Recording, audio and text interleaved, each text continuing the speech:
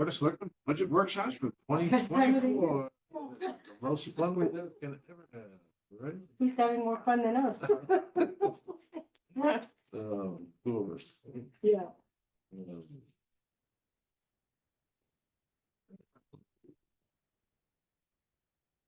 Okay.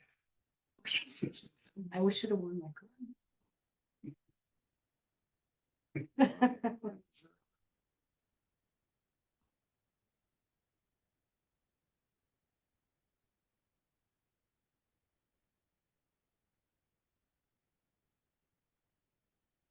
All right.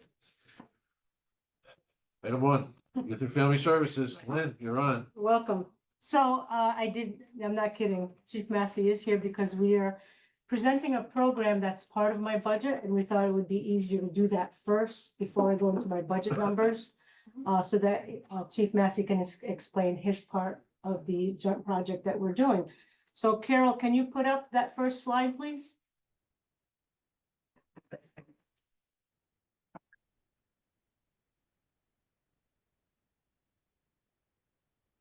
Next one, that one, yeah.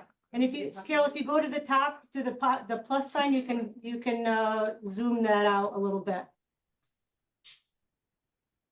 A couple more. Yeah, that's good. Yeah. That's great. Thank you. Is it? All right, well, you can tell me. Show my mistake again. Yeah. Sorry. Let me go back to my office and change that. Don't do any addition. What about that column? Yeah. All right. All right, good. So I'll just start out on the police department side with the Police Accountability Act that came out in Connecticut a few years ago. One of the areas of that bill focused on the impact of utilizing social workers in law enforcement settings in a co-response model. So one of the first things that I had to do when I got promoted to deputy chief, I had the distinct privilege of being handed the assignment of trying to do a feasibility study for what does this look like for the town of Guilford and the Guilford Police Department to try to implement the use of social workers in our response model. It was a pretty tall task because when you start looking at the types of calls that we go on, there's a lot of mirroring between what police officers do and what social workers do. Really in a basic sense, the real difference is just the time frame that we do it. We do it 24/7, and there's a level of danger involved in a lot of the calls that we go on versus a lot of times the social workers are going to set appointments or known safe settings. So, but up there, you'll see just some basic figures that we started to take a look at just to try to get a gauge on where we could benefit from having social workers assisting the police department more frequently.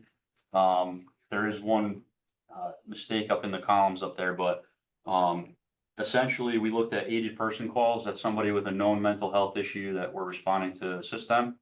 Welfare checks that could be for mental health, but it could also be for an elderly resident whose house is cold that we're getting called out to go and check on them first, and then we start connecting personal services, family disputes, and also youth investigations. So that's pretty much anytime we have contact with one of the juveniles that resides in town, typically in a school system setting. The 2019 number is actually the one that is off up there. So in that for youth investigations, it should be 108. So, and then when you take a look at the two bottom sections of this, you see the service times. We started breaking down when are we getting these calls for service more frequently. And most of the models for social work entities in our area are a 9 to 5, where that's when we can actually access mental health services, mobile crisis, things like that. They would come out on basically like a 9 to 5 status. And that covered about 45% of just those 4 call types. But if you bumped up those hours out to 10 PM or 2200, that covered 72% of those particular types of calls. So we can just tell by the basic study that I did that there's a pretty large amount of calls for service that we didn't have access to really reliable social work entities during that time frame. So the goal here, and I'm gonna turn it back over to Lynn so she can talk about kind of what we implemented, but essentially we worked with Guilford Youth and Family to take a look at, well, can we integrate using a social worker at the police department? It's gonna work with us during off hours and be able to provide better service to the community.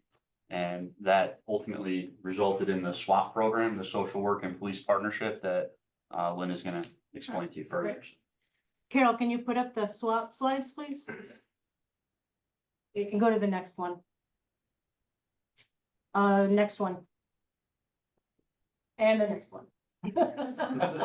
Okay, so when we started talking to the police, at that time it was Chief Hyatt and at the time Deputy Chief Massey, now Chief Massey. We talked about partnering and what that would look like. So we did a pilot program, a 3-month pilot program between October 2021 and December 2021. We used student interns, so that was no cost to anybody. And then we had COVID spiking, and so we had to take a little bit of a hiatus, only in the fact that we were doing ride-alongs. And so we stopped the ride-along because of the close contact in a car, obviously. But we were still going to roll call and getting some of those calls. So then we re-implemented it full-time in October of 2022. And up until this present time, until about last week, we have had 133 cases that person has handled. Now, who is that person? So we're still using a social work intern, about 10 hours a week. And so part of those 10 hours, we found some grant money to make it a paid internship, so that, because it is a lot of work.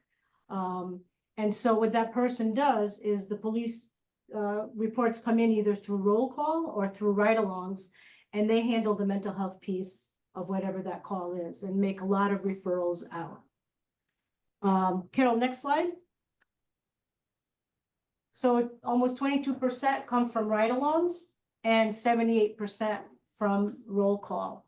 And I should say that we actually have one of our licensed clinicians who's full-time, who goes to roll call twice a week on top of the interns. So she's handling a little bit of that and overseeing the supervision for that. Next slide, please. This is just a breakdown of genders. Next slide. Again, next slide. So our success rates, oh boy, that's hard to see. Oh, I'm gonna get my name now. Oh, thank you. Yeah. So of the 133 cases, almost 62% of individuals have been reached.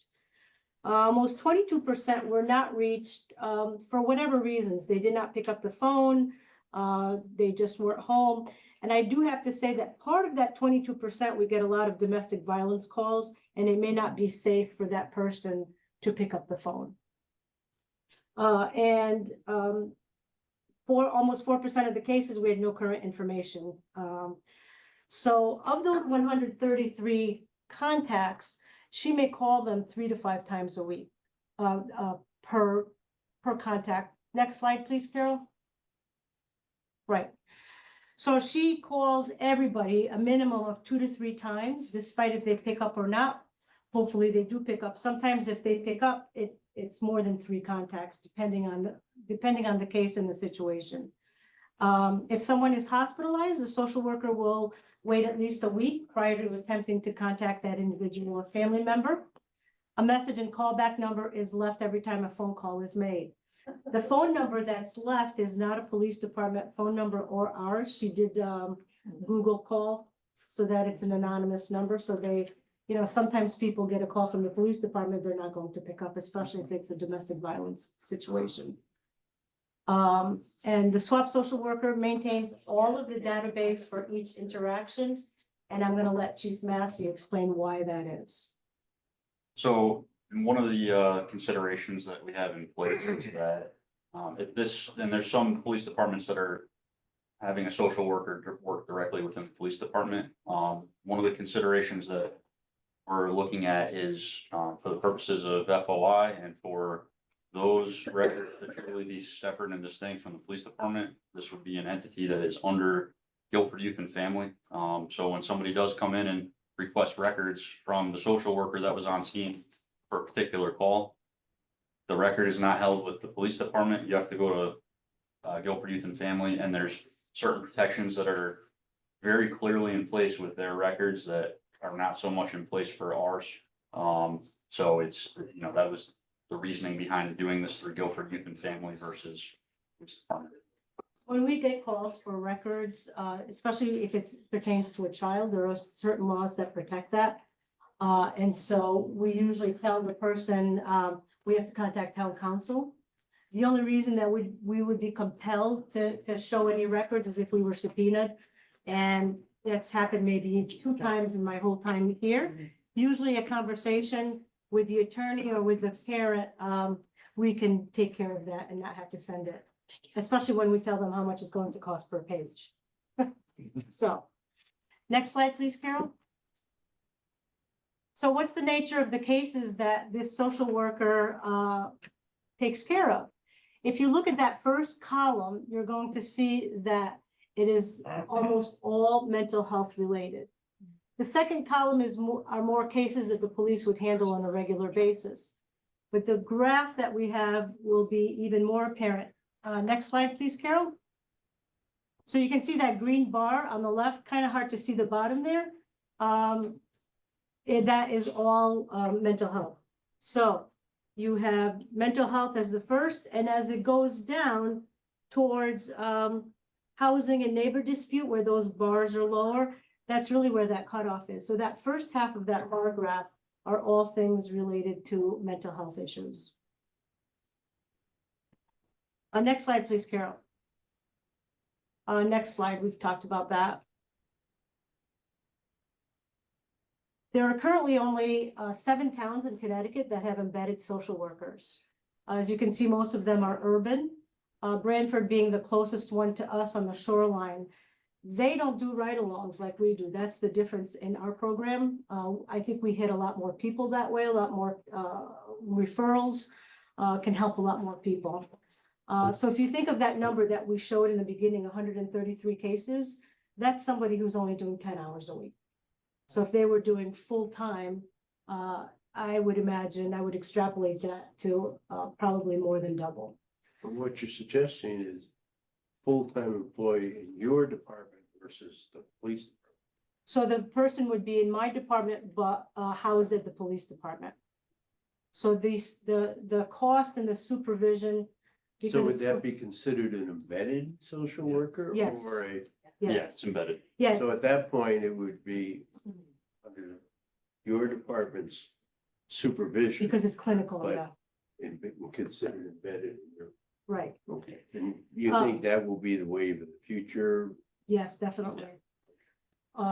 There's an advocacy group out there, and I don't remember the name of it, that Chief Massey saw a presentation for last week, where this is a national movement, where they're advocating for social workers to be in police departments, so police officers don't have to be social workers.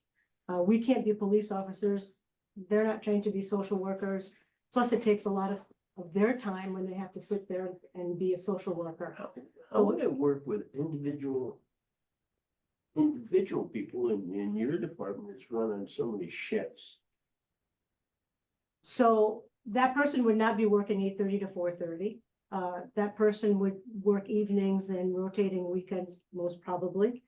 Okay. But that person right now, only 10 hours a week, gets all of the referrals whether or not she's there. So if it's so we also have, you forget that we have other programs that we do in the police department. We have an on-call social worker 24/7 every day of the week. So that if that person they needed some social work assistance and it wasn't a traumatic event, then they could call the social worker on call. Is the police department at this point in time able to access that Yes. 24/7? Yes. So you don't have to call your department, their department. Yeah, that's specific to the CDCP program, the Child Development Community Policing Program. We utilize that for specific circumstances. So if we have a domestic violence arrest at 2 o'clock in the morning and there's children present and they were exposed to some form of trauma. Yeah, We you have have an somebody you can call on-call. Right, for that. right, Um, but a lot of these other services that we are looking to be able to have supplemented by having a social worker there in the evening hours. There's mobile crisis that's been getting ramped up in the area, that's available, but even that at times is relatively flaky. You know, you call at 10 o'clock at night and maybe their hours are up at 11 and they're not gonna come out to your location in Guilford because, well, it's close to the time where they're going off shift. So right now, we kind of handle a lot on the phone if we're able to get a hold of anybody, which doesn't have the same impact of having somebody on site sitting down with someone trying to provide them with services. So, I think a great example is the motorcycle accident that occurred this summer. And our intern, talk about trial by fire, was on site. So that was able to go with the chief to the family home. And while the chief handled the police end of it, you know, she had the rest of the room. There were a lot of people there and she could attend to their mental health issues, you know, because it is traumatic, make referrals, give them resources. You know, the other thing about the on-call person, Charlie, is that we also have the clinical director. So if it's a really bad situation, traumatic, the on-call social worker will call the clinical director. And actually, when they go out, they actually call the clinical director all the time. So we have double backup there. So if it's really a situation that needs more than one social worker, she's local. Yeah, that's Kathy. She'll go out as well. So we have a lot of backup to be able to help.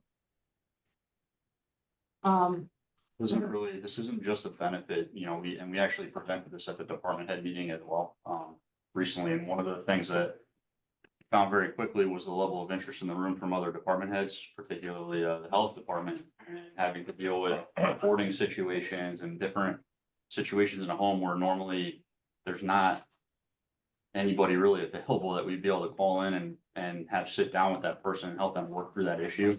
Other than representatives of the health department or the fire department or the fire marshal, be able to have this social work position that could be dedicated to, you know, getting assigned to that person and say, hey, you're gonna help them out with, there's 3 or 4 different departments that all have a stake in handling this particular circumstance at this home. The social worker is gonna be a good steady point of contact for that person to be able to get them squared away with alternative housing and how they're gonna get food and how they're gonna get their home cleaned out and try to get them connected with services that aren't typically, you know, the police department can't really do that. We can't sit there with somebody and walk them through all the steps for how to get their house cleaned out. And, you know, the health department can maybe give some basic advice, but really it's, you want a social worker there to be able to connect them with different services.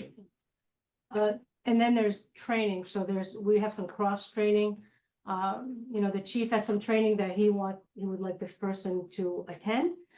And then we'd have ongoing training for the police department. So this social worker would be able to give training to the police on a regular basis on different topics, whether it's you know, schizophrenia or hoarding or bipolar, suicide prevention. So we would be doing that on an ongoing basis. The other thing that we would have this person do, the police can sign physician's emergency certificates, which hospitalizes a person. And the emergency departments don't always pay that much attention to what a police officer has written, but they will pay more attention to the social worker. Or to our doctors can sign those as well, psychiatrists. So that is something that our person would get trained on.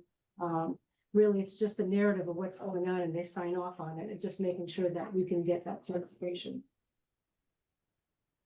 And so that's part of the budget that I'm going to be talking about. And we thought it would be very helpful to do this for you as well.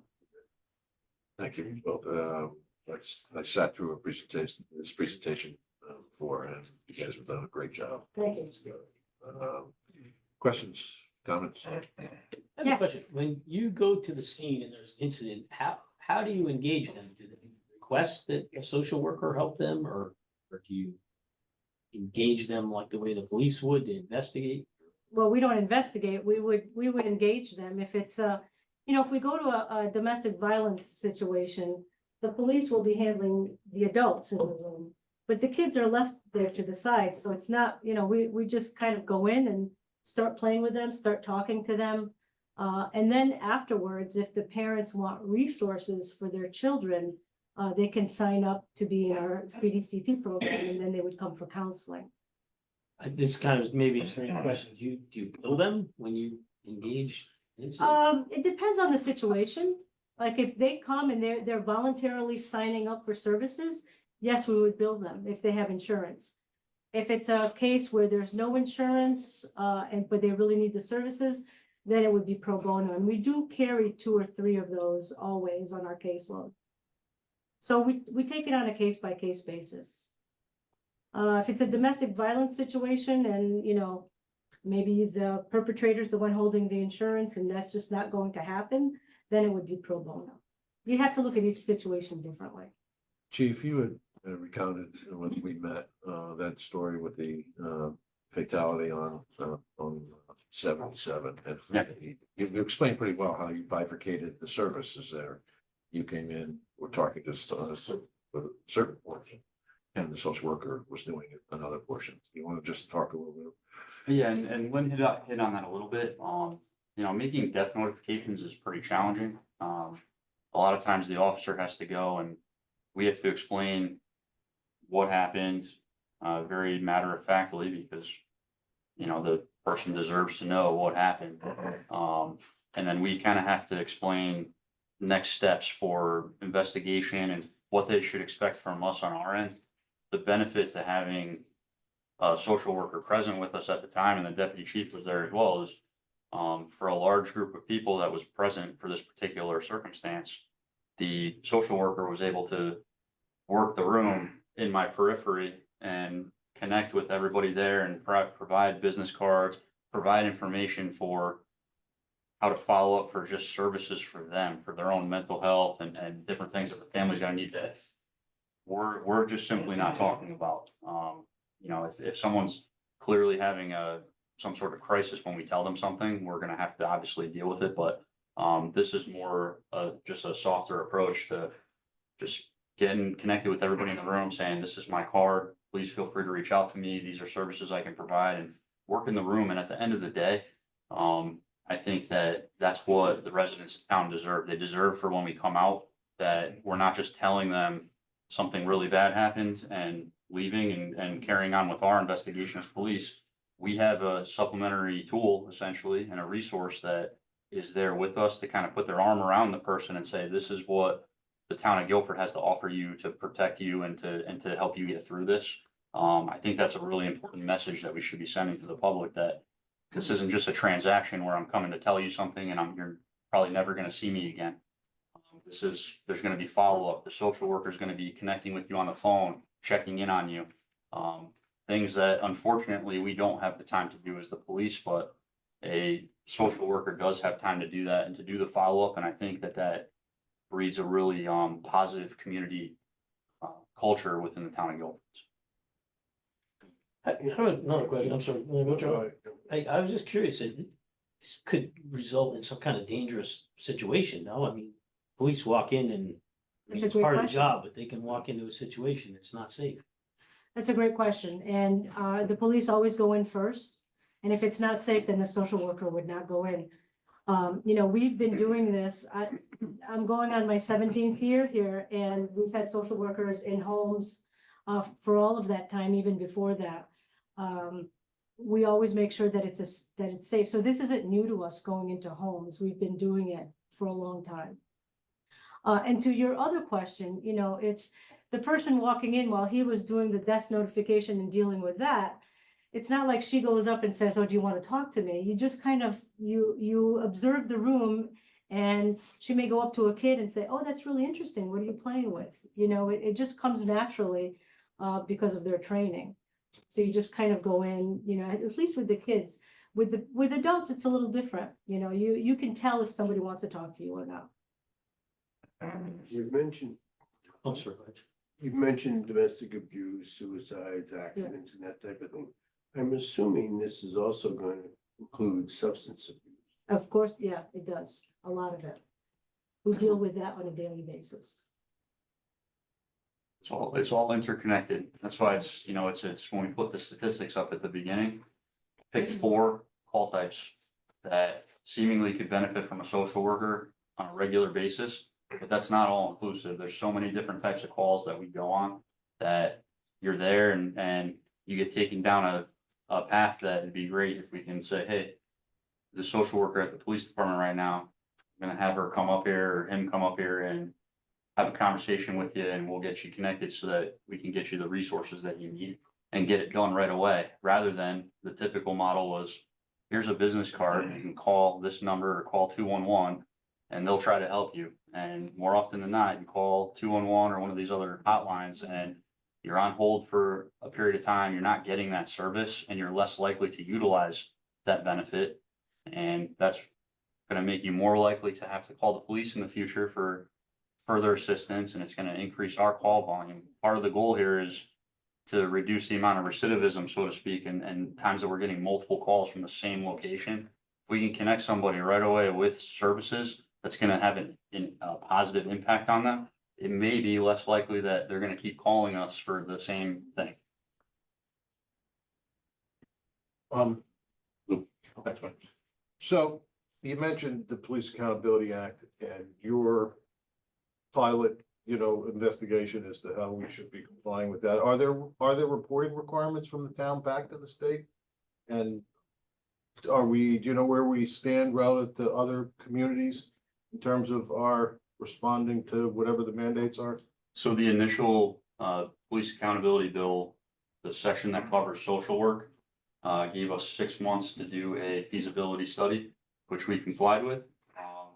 As well as hopefully every other police department in the state of Connecticut. And after that, further down in that section, it just talks about how we shall take a look at the feasibility of actually implementing the use of social workers in that co-response model like I was talking about. There's no ongoing requirement on the town side to keep reporting back. And certainly not every town is capable of doing what we're trying to do here. Sure. Or willing to make that commitment to the community.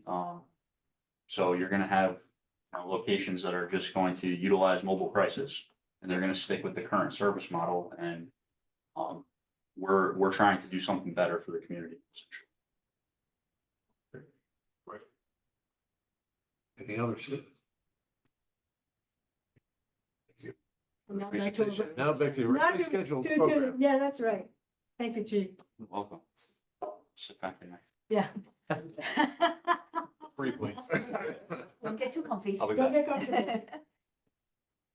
Carol, can you put up that other slide, the Board of Selectmen? Yes. Thank you. Okay. But hit the plus sign a little bit. Mhm. That's good. That's good. Might scroll up just a tiny bit.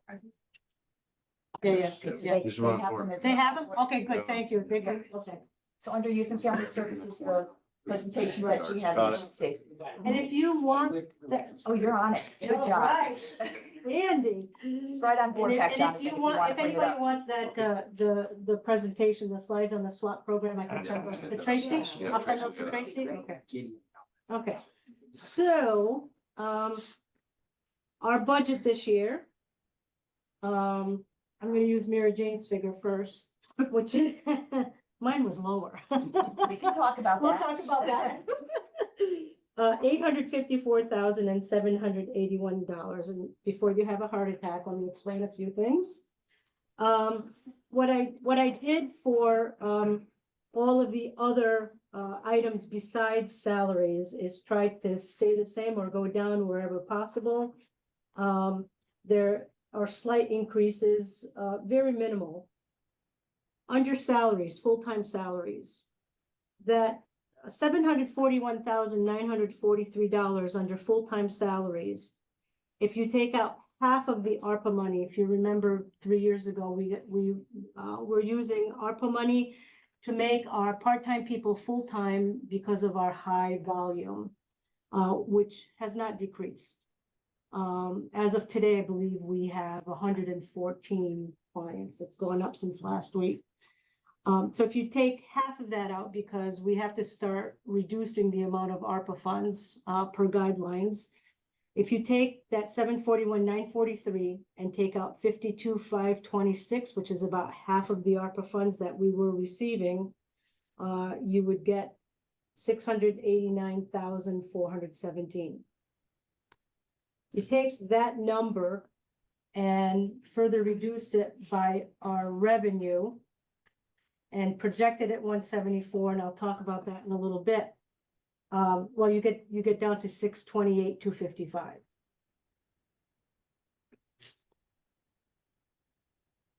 So that bottom figure of 854,781 at the bottom of the budget, take out the 52,526 and the 174, brings you down to 628,255.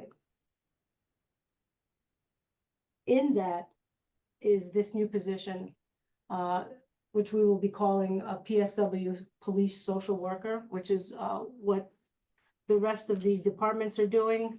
I'm putting in at the lowest level. We have a level system in our department, licensed social workers, unlicensed people. So this person would start at the bottom, which is around $47,000. And then it takes about 3 years to fully license a person.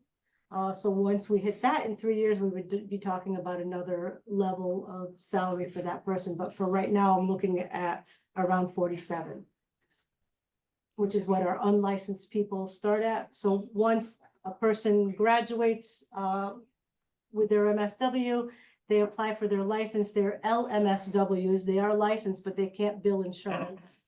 So we bill under our licensed people. So that explains the salaries. Everything else is pretty much the same as last year for the budget.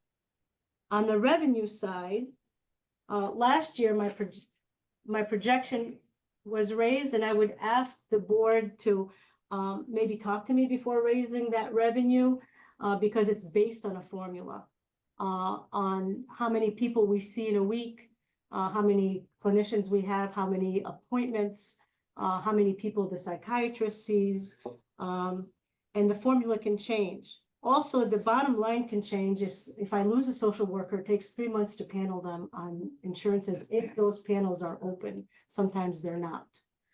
If I lose a fee-for-service contractor or the interns are not there during the summer, that reduces the amount of money that we can bring in. Having said that, I'm not too concerned about meeting the 174 because we're already more than halfway there. In December, we were more than halfway there. So that's the whole budget. And if you look at some of the numbers that you already have, I do want to point out some important numbers in that, we reached over 8,000 people last year. That's a lot for a small department. For our series where we would have different programs that run on different weeks, we saw almost 2,000 people. If you look at the police side, and it gets its own section, CDCP, we had 7 calls, which is not a lot, but I think what's happening is that some of those calls are getting worked into our SWAT program. If you look at DVHIP, which is our domestic violence home intervention program, where we don't see any of those people, but we just make resources available outside of our agency, that's 82 cases. That's a lot. Our town of 23,000 to get 82, and that's just the ones that we know about. And then the SWAT program, of course, you heard about those numbers, 133 cases. And then we also have our juvenile review board. We saw 20 people, 20 kids that we were able to divert from the justice system.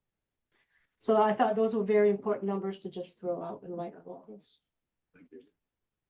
Questions? Other questions? So really, this is an investment. This budget is an investment in human capital, and also catching up with the funding mechanisms that we put in place Right. when we first saw a dramatic spike in the need for clinicians, right? And I think most of you recall, we had a discussion at the time that we would review as we went out as to whether or not those positions were still warranted when funding would start to decrease. Right. I'm trying to get my head wrapped around. Is the 185 including that the ARPA people now becoming permanent people? Yes, some of them, yeah, some of that we did. It's only a half a year funding in there. There's none, you went all the way? There's none at the moment. Right. It's up for discussion. So we'll talk about that really quick. So all of the departments that had funding from ARPA, that was ARPA and funding all That in was one word. good. The budgets that you see in front of you assume zero funding from ARPA so that you can see the overall impact to the total budget. ARPA funding needs to be appropriated by the end of this year, by December 31st. They do not, payroll is appropriated at the time it is spent. So any dollars spent as of January 1st, 2025 cannot receive any ARPA funding. So the recommendation that coming forward with for this year is if you approve those positions, first of all, to make sure that you approve the positions, that we fund 1/2 year of ARPA from July 1 to December 31st. That brings in 1/2 a year for the town to increase, and then starting July 1 of the following year, it would be a full funding from the town. So we're kind of tier in the full funding if the positions are warranted. So those numbers are not in there at the moment. I'm just trying to get my head wrapped around the $185,000 number. I know we've got. What the do you new- get, 185,000? The difference. The last time it's changed from. Charles, let me help a little bit here too. Mitch, before you go there, I just want to Yeah. get my question out so that. Okay. You got 185. Right, You got the new position, which you said, I believe. is 47. 47. Okay, we've got the ARPA, which I don't know what that number is. What I'm trying to get to is what is just the general increase? I'm sure everybody just has some increases too. right. So right. that, all I'm trying to do is what are I the see three what or you four mean, yeah, things? yeah. So let me try to help here. First of all, everyone in the GSA, including Lynn, has a 2.75% increase. What is that in dollars? Different services. That's that's a total of 103,102 103? for Lynn's salary. I don't have the 2.75 delta here for you, but I'm gonna tell you how the. It's about 2,750. But we're gonna go down each one. I'm not gonna be able to do it. How's that? You had that one? 103 in total, though, Not for the whole department, right? Are you No, talking? just total. Yeah, That's for you. on the budget. No, but each of the GEA members has an increase based on the GEA changes to the contract. If they were on the steps, they went up 4%. If they're not on the steps, they went up higher than that. And then some went up higher and some were adjusted. So for instance, we have an adjustment to the assistant director positions. That's a 10% increase there. That you're looking at probably about 7,000 there. But the major answer to your question is $47,000 for the police social worker and $105,000 that's not in the budget for the ARPA. So you take 105 plus the 47, you're over 150 of the 185. The rest is the increases for the. Now my question, is, 105 ARPA. How many people does that represent? And I'm assuming all the cases are still running high and that type of thing. How many people did we add under ARPA? And are we just making them current employees at this point? or- well, they have been full-time employees since we used the ARPA funds 3 years ago now, 2020. So that would be two part-time people. One was grant funded, just a few hours a week. So that's 3 people that it affects. So the department here increased by a minimum of 3 people, but Right. potentially. Right. Now, the other question is with the police position. You said that we're doing 10 hours now. Is this 47? Is that gonna be the 10 hours? No, Is it's gonna that be part- full-time. So it will be full. It will be full-time. Oh, Yeah. okay, so that's a substantial increase. in- Right, in Right, activity. and like I said, if you look at 133 cases in 10 hours, And Oh, you know, it's, I didn't think Yeah. 10 hours was enough. no, it's not, but it was a program that we've been running for a Good year and a program. half to make sure that it worked, and it works spectacularly. Well, But it's if not you- only gonna work for your department, it's going to work for potential liability for the police. department, too. Absolutely, It's that- absolutely. It's a big deal. Right, but you know, I need to point out the clinical services because it all ties into this. You know, we saw last year, we treated 319 children. That's 3,800 appointments, which is the highest that we've ever had. It was higher even than during COVID where we spiked. So something's happening, the number of children is staying the same. And if you remember, our caseload used to be between 50 and 60. It now runs between 110 and 120 regularly. Hasn't gone down at all. As a matter of fact, we were at 112 last week and somebody said, you know, we have 5 people in the book ready to be taken out. The difference with us and why we are, I think, in such high demand is that we don't have a waiting list. You call other places, you cannot get a child psychiatrist. I've had people call me and said, we can't find a child psychiatrist. They have a 6-month waiting list. You can't get an appointment for child therapy. They have 2 to 3 month waiting list. Your kid needs help right now, not 3 months from now. And so that's why the numbers on our clinical side are so high. And that's not even counting the people the kids that we see at the high school and at the middle school. Liz, thank you for providing as much detail as you did for backup and looking at the family services encounters history. When we made the decision, in the deliberation for the 2021 budget, we knew that there were challenges, COVID-related Mhm. challenges. So in the fiscal year that ended on on June 30th of 2020, you guys had a little over 2,000 encounters, appointments, histories, Right. right? In 2021, you went to 31, Mhm. over 3,100, then 3329, then 3806, and you're on pace to hit 39, 30 over 3,900 this year. After So, we had almost, so I think the Yeah. data shows that there's been no recidivism in No. terms of the need for these services. when I put the budget together, we were at almost 2,000 appointments. That's the end of December.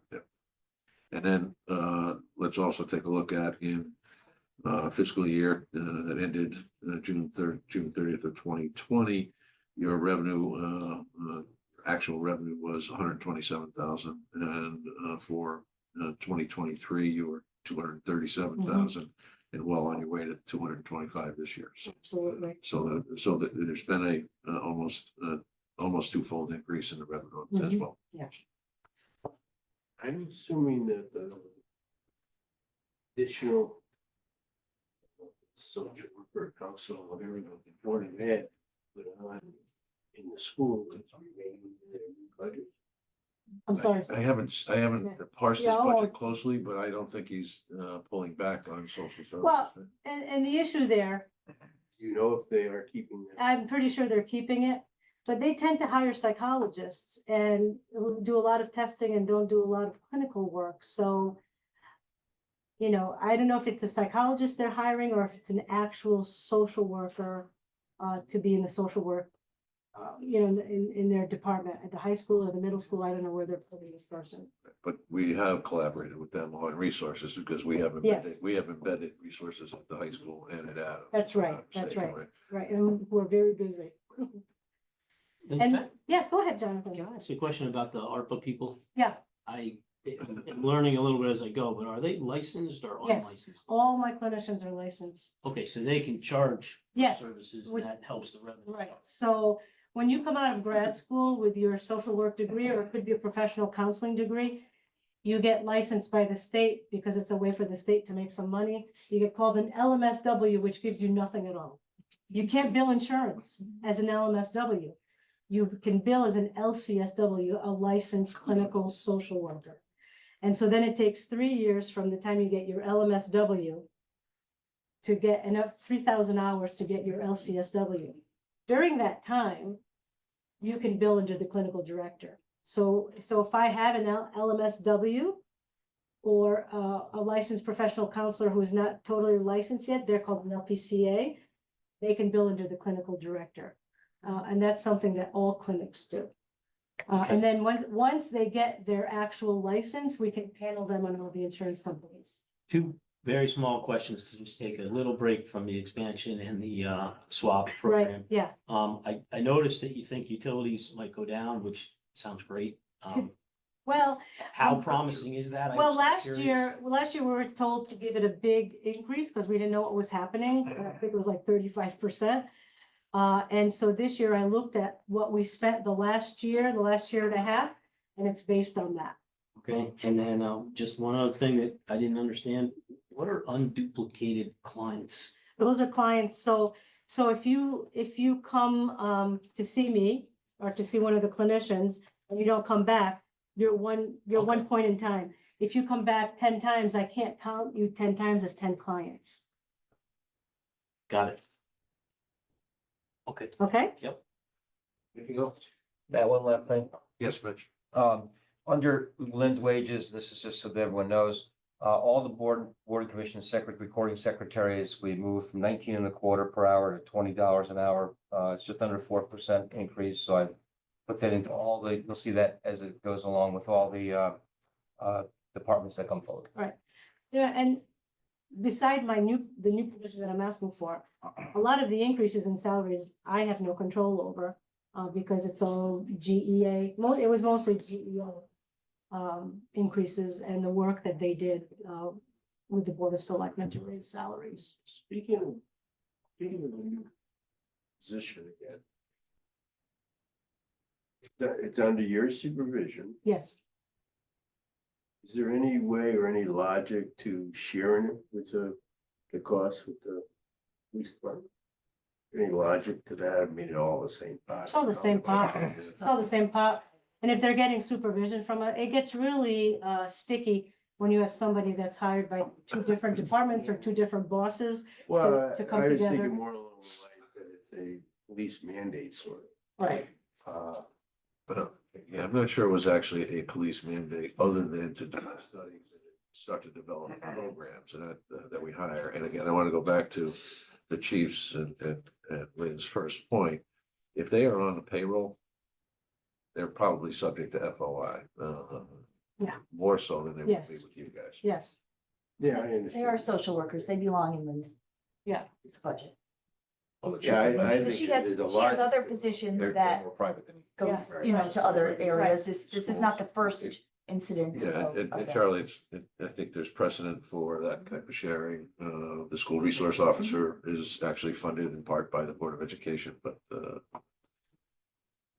I think this is cleaner in terms of supervision and management, even though there is theoretically line reporting through to the police department.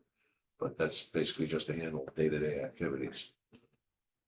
Well, there's such a difference between police work and social work, yeah, but yet they're intertwined. they're intertwined, yes. There's absolutely, Right. intertwined, especially nowadays.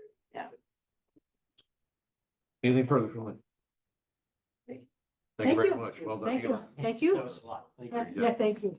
Thanks for your time. Good. And if you thought I took a long time. Yeah, get out of here. Yeah, get it. I'm leaving. I'm leaving. You're not helping me. Yeah, well, I could if you want. First, I'll let the pros go. Yeah.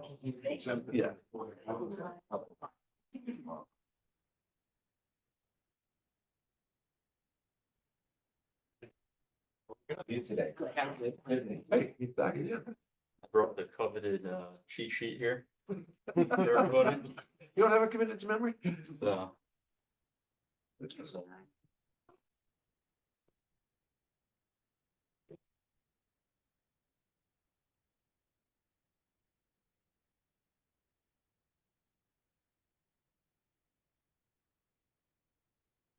got snowed on a little bit. I apologize, but Starting to bleed?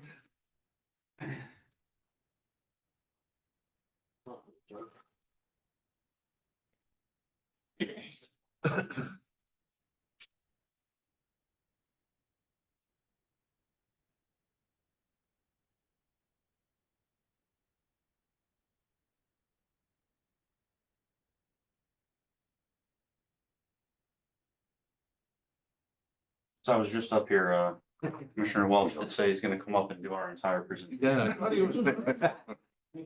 Well, leave it in the hands of the pros, you know? All right. Good morning again. Good morning. So I'll go through, I don't know if you want me to go through line by line, I'm happy to do that.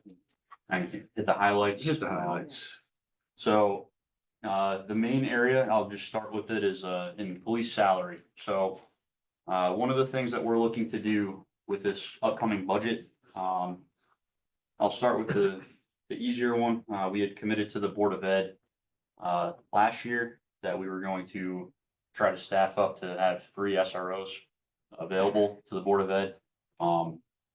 This past year, we were unable to fill the second spot just because of staffing considerations. We did drop several bodies and we were trying to fill roles, so and patrol has to take precedence where we have staffing assigned, so we were unable to fill it this past year, but the hope is that we're gonna be able to fill that second and third position this coming year. We've been doing fairly okay with recruitment as of late, so, and we're hopeful that we're gonna be able to get these spots filled. So that 40th position on the salary line, that is a new position, which is gonna be, half of that salary will be offset by the Board of Education.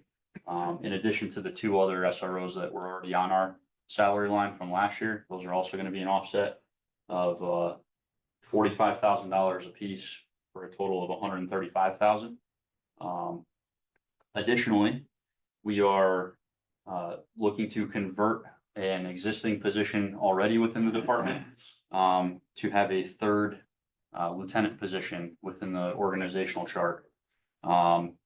This is really, we've done a lot of review internally of our workflows and taking a look at how we're doing certain things right now and how we want to be able to do them better for the town. And we're interested in building this third lieutenant position as essentially a professional standards position. So a lot of the functions that would be under this particular role are functions that are highlighted throughout police accountability bill, specifically accreditation training. So, and we're also going to be looking to get community engagement and also recruitment for that role. Right now, all of those functions are essentially being handled on a part-time basis by different personnel within the building. Accreditation for a period of time was assigned to a patrol sergeant, and it's since been moved to a patrol officer. Training is being handled by a patrol sergeant right now. Community engagement is being handled by a patrol sergeant right now, as well as a team of officers that are assigned to patrol and also SRO. And then recruitment, a lot of the recruitment efforts are really done by the front office. The deputy chief and I spent a considerable amount of time trying to find highly qualified people to fill our spots in the agency. The goal here is to, with this third lieutenant position, is this becomes a full-time role within the agency. It's going to be able to provide more focus in these particular areas that we want to make sure that we're doing the best job possible for the town of Guilford. And the best way that we've come up with to be able to do that is to have somebody who's full-time committed to these respective roles that are so important nowadays. With police accountability and the 21st century policing report, we want to make sure that we're not missing anything. And we certainly want to make sure that if there's a bar being set, we're trying to leap over it and trying to provide best in class service that the town has come accustomed to. So just in case you're not aware, so the accreditation role is very cumbersome. It requires a lot of institutional knowledge and also knowledge of the workflows within the organization. Myself and the deputy chief have both been accreditation managers for the agency. He's still currently the accreditation manager, as we're trying to get that assigned to a lieutenant position, hopefully, because it requires a substantial amount of work. But this is really a role that, there's some departments that have gone and hired civilian personnel that just do accreditation for them.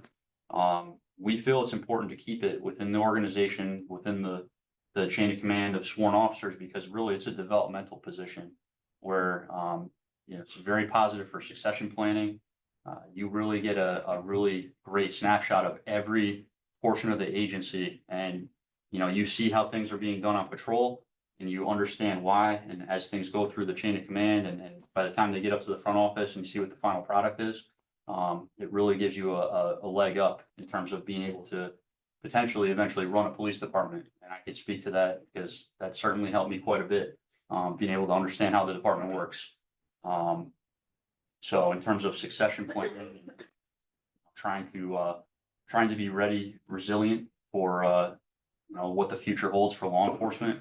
We really want to get that exposure, for the lieutenant level. So we did take a look at some of the area departments, and I know that the question would come up, what are other area departments doing? You know, really, when you take a look at other departments, it's challenging just to compare us directly to another department because every department does things differently. There's departments out there, we run our shifts with sergeants. There's a lot of departments out there that have lieutenants that run their patrol shifts with sergeants as a supplementary role on the shift. So we can't really compare, it's not always apples to apples that we're comparing. But we feel that we're in line with what a number of other departments with similar population have in terms of the amount of sworn officers as well as the total supervisors. But just taking a look just within our range of our population, right now we have 11 total supervisors. There's at least there's two other departments that do have 11, but then there's a department that has 12, 14, 15, 14, 18, 12. That's just around the state of Connecticut. So again, it varies. So I'm not going to come in here and say, well, we need another supervisor because we need to be like this town. Everybody does their respective roles differently. So, but there's certainly a need here. And I don't know if anybody has any particular questions about the ask. Questions? Uh, Go ahead, John. You know, I guess the first thing I should say is I think from the numbers I got, salaries are up about 3.3%, like across the board. I think full-time salaries were about 2.8%, which is fairly conservative. And then I also saw that overtime was down. So I just commend you on trying to run a tight ship. I think it's been a tradition in the Guilford Police for a while since Chief Terabile, that you always put in a pretty conservative budget. But I guess I'll throw out replacement salaries, which comes up every year. It's a pretty big chunk of your salaries, and it's looks like it's going to go up by about 10%. Is the forecast for this next year? Yeah, and I can actually, I'll keep working through I can hit some of these main budget lines if you want. So the replacement line, I'll skip ahead to that if that's all right. Chief, before you go there, just want to take the opportunity, you had provided comparison data with other communities, right? And I asked the chairman and the chief to see how we stack up relative to management structure versus the overall sworn officers. And the data that was provided to me was, we have 38 sworn officers, well, maybe 39 or 40, right? And currently have 11 supervisors. Some of the comparison towns, Berlin has 41 sworn officers, they have 12 supervisors. Plainville has 38 sworn officers, they have 11. We're pretty appropriately sized. Ridgefield has 42, they have 15 supervisors. Rocky Hill has 40, they have 11 supervisors. South Windsor has 43 sworn officers and they have 18 supervisors. Wilton has 41 sworn officers and they have 12 supervisors. This additional supervisory position gets us right in the right pace with like-sized police departments and communities throughout the state. Yeah, So these are just based on population of those towns. yes, they're pretty similar. Pretty similar. That's why we chose Yeah, that's the set that we did. So just wanted to go through it. There were some, Cheshire's normally one of the towns that we compare ourselves to. They have 47 sworn officers. So I thought that was a little bit high. So anyway, Chief, sorry to interrupt. Oh, it's okay, thank you. I'll work my way to the replacement line. Okay, so, strictly the civilian line, impacted by the GEA contracts, and also an adjustment for the administrative assistant. Dispatcher contract is still, gonna be getting negotiated, so that'll be an anticipated, increase in there as well. The overtime line, we use the same, percentage-based metric that all the prior chiefs have utilized. It's a percentage of the police salary on an annual basis, just to come up with a number. That did go down a little bit. That went down about 2%. The on-call stipend, that's all contractual. The training salary, we did go up 3.2% there for a total of $4,900. A lot of that is actually fueled by the SWAT team. Their training, so we benefited previously from the members on the SWAT team that are from the Guilford Police Department, of them being in roles that didn't require replacement. We have no such benefit moving forward because now we have the members that are currently on it are all patrol officers or patrol sergeants, so they at times need to be replaced for training. With that being said, we do the best we can to try to adjust schedules and things like that so that it's not always causing replacements, but they do. And they're required to train twice a month to maintain their certification. The replacement line, which Mr. Trotter brought up, initially using that percentage-based calculation that has been used in the past, actually gave me a very high number for what I should be requesting, based off that percentage. It was actually as high as $504,000. I decided that, to take into account that number is, there's a direct correlation between the replacement line and our salary line. So when we're not spending money in the salary line, we're spending money in the replacement line. So I did it off of a straight 3-year average, which gave me $468,000, rather than the 504. I know it's still a 10% increase. But if I used the normal metric that was used in the past, it would have been a lot more than that. So, my goal here is I understand that if we don't fill all of our salary spots and we have a surplus in the salary portion of the line, that we're probably going to see the replacement line over, which has been typical in the past, but I believe that those numbers are going to balance each other out, and it's not going to be something that's going to put us over budget at the end of the year. So if you added a 39 and 40 somewhere officer, that would offset placement salary So if we have, theory. yeah, if we have full staff, in theory, you're not going to have as many replacements, because when someone's taking a day off, there's going to be someone else there that's already working to backfill that particular role, and we're not going to reach a point where we're below minimum staffing and we need to get someone in on overtime. Where we stood this year and why replacement would be high a year like this year is we were down at 1.88 positions that we were trying to fill. So we were saving a lot on the salary side, but our replacement, we were replacing people every day.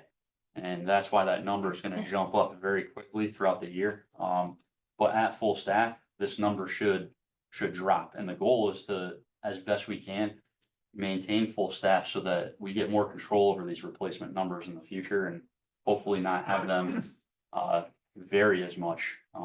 Just in the 3-year time frame, you see we went, 1 year was 501, the next year was 449, then 455. The number just fluctuates based on the staffing, so. And I might point out, Chief, the current year-to-date actuals, has you at 280, almost 287,000, which you do a straight line progression to the following year, which is 557. Confident that the salary line is gonna balance that out at the end of the year, so. But I wanted to take that into account instead of, if I went off the straight numbers for that percentage-based calculation that we normally used, we'd be, 40,000 more than what the ask is for next year, and I think that is gonna be too much. I think that's more than what we would need in that area. We may spend all that if we don't have the staffing, but I don't think that's gonna put us over the budget at the end of the year, so. I was just gonna say, we have hired individuals to get closer to that staffing number that we, the 39 or 40, whatever that is. We have one that just graduated from the academy last Friday, and we have 2 new officers that are currently in the academy today. So they're not on the street running right now. They're being trained, and then when they get out of the academy, they're going to spend 12 weeks in FTO before they're in a vehicle on their own, doing their own thing. So. Yeah, two things to add to the chief's presentation there. Jonathan, to get to your question about salaries, both, to be pointed out, both the police department union and the dispatchers union are under negotiation this year. So there's Oh, not, okay. there are not salary increases for most of the officers except those moving on steps that are already in the contract. But there'll probably be a general wage increase on top of that, which has been put into reserve for personnel for both dispatchers and police officers. The other point is, getting back to something Lynn was mentioning before, just the chief mentioned replacement salaries are up by a little over 10%. Actually, they're up over only by about 6%. The reason it's 10% is because we removed the $17,000 of ARPA funds in that line. So depending what you decide to do, may negate that a bit, but for right now, he is over 10%, but the reason it's gone from 6 to 10 is because of that $17,000 delta that we removed from the budget. Okay, that is helpful. Okay. Thank you. I'll skip into special events. You'll see a 30% increase there. It's $3,659. Which is not a lot, but just to explain why the 30% numbers there is, we have several events in town that we're expected to provide services for: traffic control, crowd control, including fireworks, which we're going to be doubling our staffing. Normally, we have 3 positions that are budgeted for fireworks. If any of you have attended the fireworks, you know that 3 people is not nearly enough. And a lot of times we're pulling from patrol to backfill for traffic and other things. We're just not going to be doing that anymore. We're going to make sure that we have dedicated staff for the event, because that's going to be in the interest of public safety to do that. Halloween is added in for this coming year because there's been a request over the past couple years and a lot of discussion about it. Halloween down around the center is pretty wild.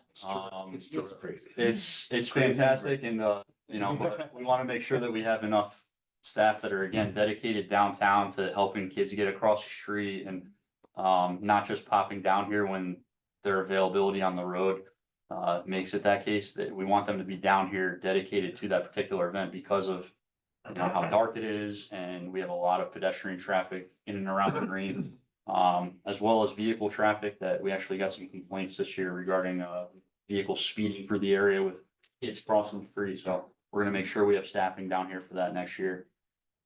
And then the other big one's the Pride Parade. That was a town event that started last year. It's expected to continue and potentially grow.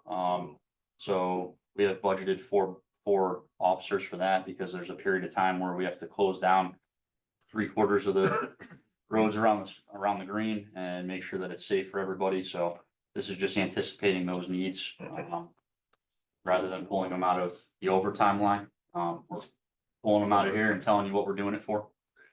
So Have you accommodated the girls event yet? that's a whole other story. I'm still waiting for a call back on that, actually. So education is contractual, that stays relatively flat. The utilities, I know it was commented on Guilford Youth and Family, we did cut those back, and similar to what Lynn Landry did, took a look. I know last year it was anticipated that the utility costs were going to go through the roof. So there was a budget considerations made for that, but in taking a look at what we actually spent last year, just planning for a 5% increase there. That's why the numbers drop so much. Gasoline, that's set on the negotiated price. I'll just point out, I know we're switching to hybrid. For right now, we didn't alter the projected gallons used. That number's been utilized for years and years. And it's seemingly a very good number to use, because oftentimes we may not use that amount in fuel. But what happens to the police department at the end of the year, and I know I've talked to finance about this several times, is that we end up paying premium price once the town goes over the amount of gas that was negotiated. And then our last 3 or 4 bills are typically at a premium price, so we're spending a lot more for those fill-ups. It's just by nature that we get gas a lot more frequently than the other town departments. But we could still be under our projection and be using less fuel. But at the end of the day, we're still the ones that are paying the premium costs, and there's really no benefit in trying to square that away and try to, adjust it at the end of the year. At the end of the day, it's all coming from the same, it's all town funds that are paying for the gas. So. Is that, do you have your own pumping facility at your location? We do. You're not going to Public Works? Yeah, we have our own pump at the police department. So, and then Public Works has the other pump that is used by everybody else. That's why that one will typically, we'll go over as the town. But the police department may still be under with our usage but we're then paying the premium fees. Sure. Is it all one purchase order that goes in though? I mean, it seems to me it's one fuel purchase for the town, just stored at 2 different locations. We get billed separately. Okay. Yeah, but it's a contract for the town. Okay. So all the fuel gallons are lumped into one. So These Chief are the is same, correct that some go there. he happens to be the, He's responsible for that budget. right, if it's 60,000 gallons and we hit 60,000 in one and he's got the fill up, he's paying the premium. Okay. Did you say that the new police cars require premium? No, it's a premium No. for additional gallons beyond contracted amount. Yeah, So when we run out of our contract, then we're paying, we're paying I just wanted to make sure. spot. That'll go over real well. We're paying spot pricing as opposed to premium. Yeah. if we're paying, $2.50 a gallon, it might go up to $3.50 a gallon or $4 a gallon, depending on what Right. that I premium just price wanted to is. make sure. Whatever the price is for that given time. right? Bring me back up to speed about why the vehicle maintenance line is at 0. Is that in Public Works?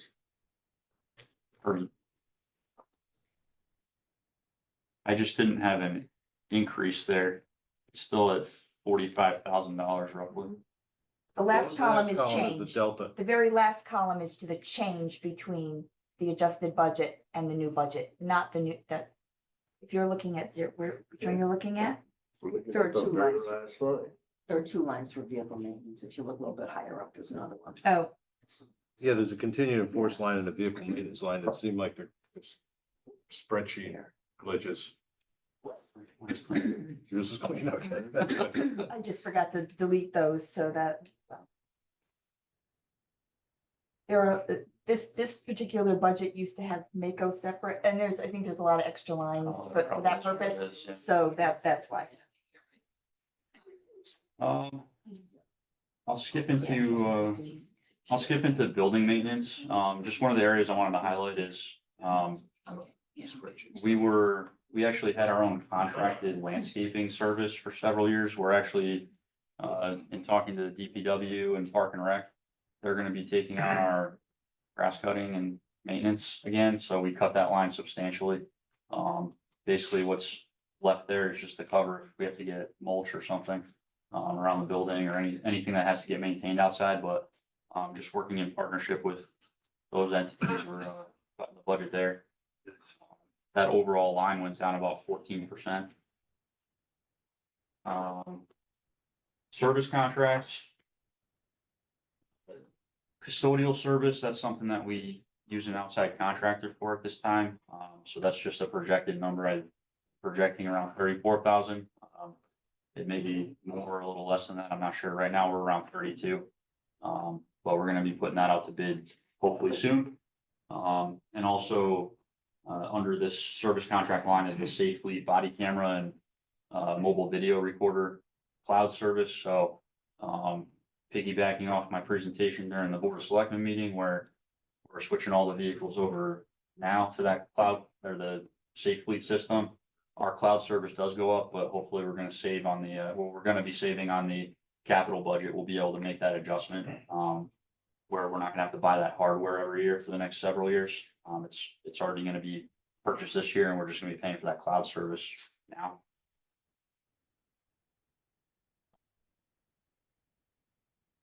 Other than that, I don't think there's any really huge changes other than, down in training and development. One of the big numbers we had to put in there was our accreditation. We're gonna have to attend a conference this year. I'm not 100% sure where that's gonna be in fiscal year 25. It may be out in California. We have to go out there in front of the hearing board, and after we get assessed next year, we actually have to sit in a hearing and we get questioned about our compliance with accreditation standards to get reaccredited and get that award. How often do you have to do that? So it's every 4 years. 4 years. Yeah, so it's, we pay our fees every year for CALIA. And then this is also gonna be above and beyond that because we have to actually travel. Typically, it's with a team of individuals from the department because we have to defend the findings of the compliance report, and get our recertification or reaccreditation. So, fortunately, it's only every 4 years, so we Yeah. don't have to do it very often. And sometimes we luck out that it's close by. The last one that we actually went to was in Providence, Rhode Island. So we just jumped in a car and drove out there, and it was a 1-day deal, and it was a lot easier. These ones, I think it's gonna be either California or Alabama, I think are where the conferences are that they might assign us to, so. Unfortunately, it's gonna require flights and hotel stay and whatnot, so. But other than that, I think those are anybody has any questions? Can I ask you just clarify a couple things? I was just trying to follow along. What, do you know approximately your cost to convert for the new third lieutenant? How much extra will it be if you convert someone to a lieutenant?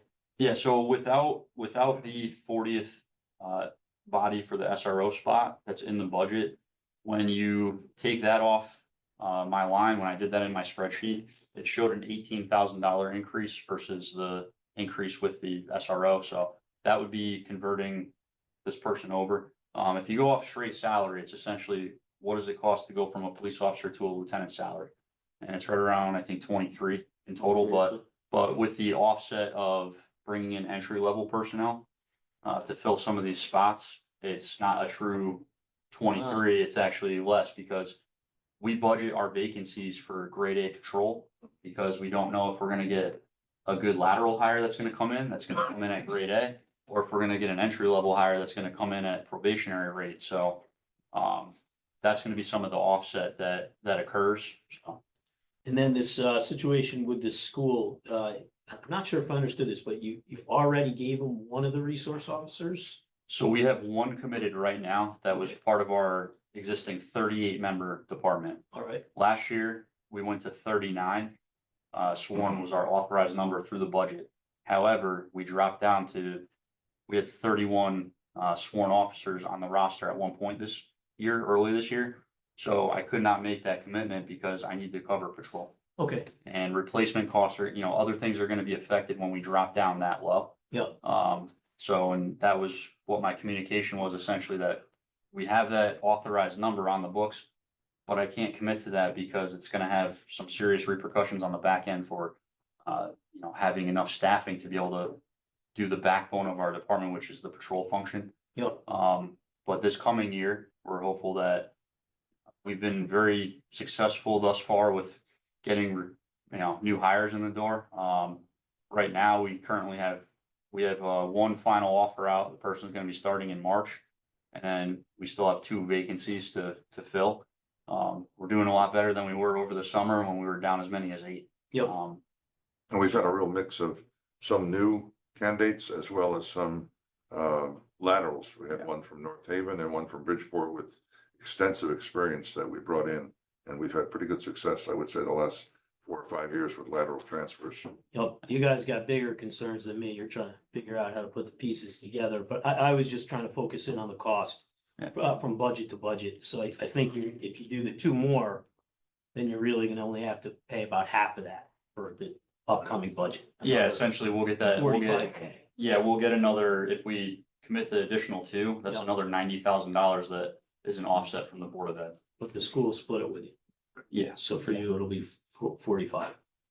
No, for each position, it's 45. So we renegotiated that with them 2 years ago.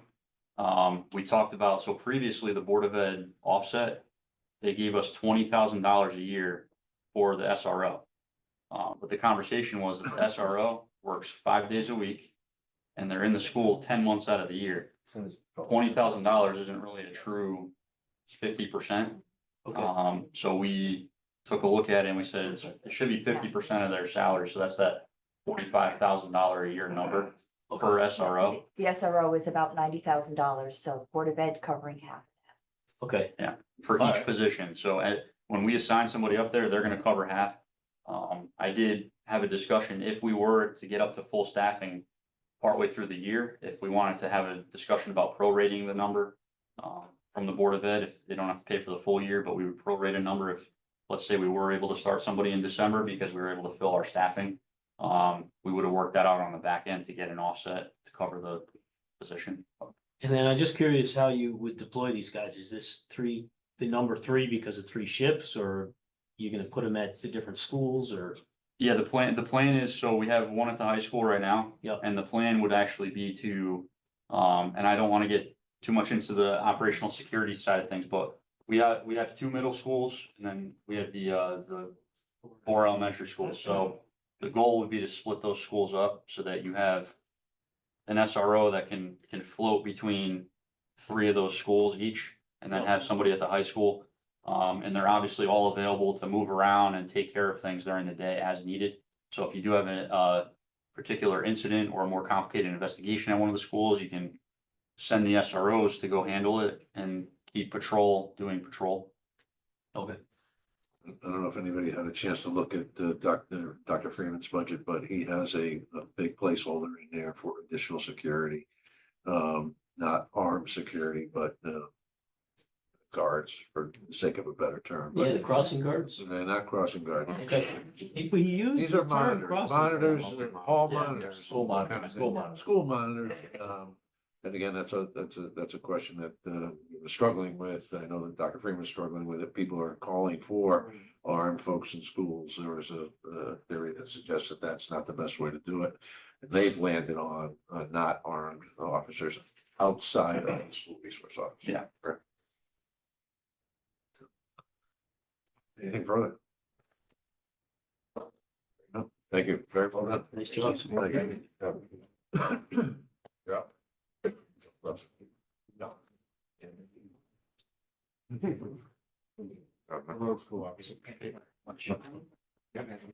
Have a nice day. Thank you very much. Have a nice day. Thank you. Thank you. Take care. Have a nice day. Matt, have a good day. Take care. Take care. Thank you. And Ryan, see you. Here we go. Well done. If you need me to come back later, just let me know.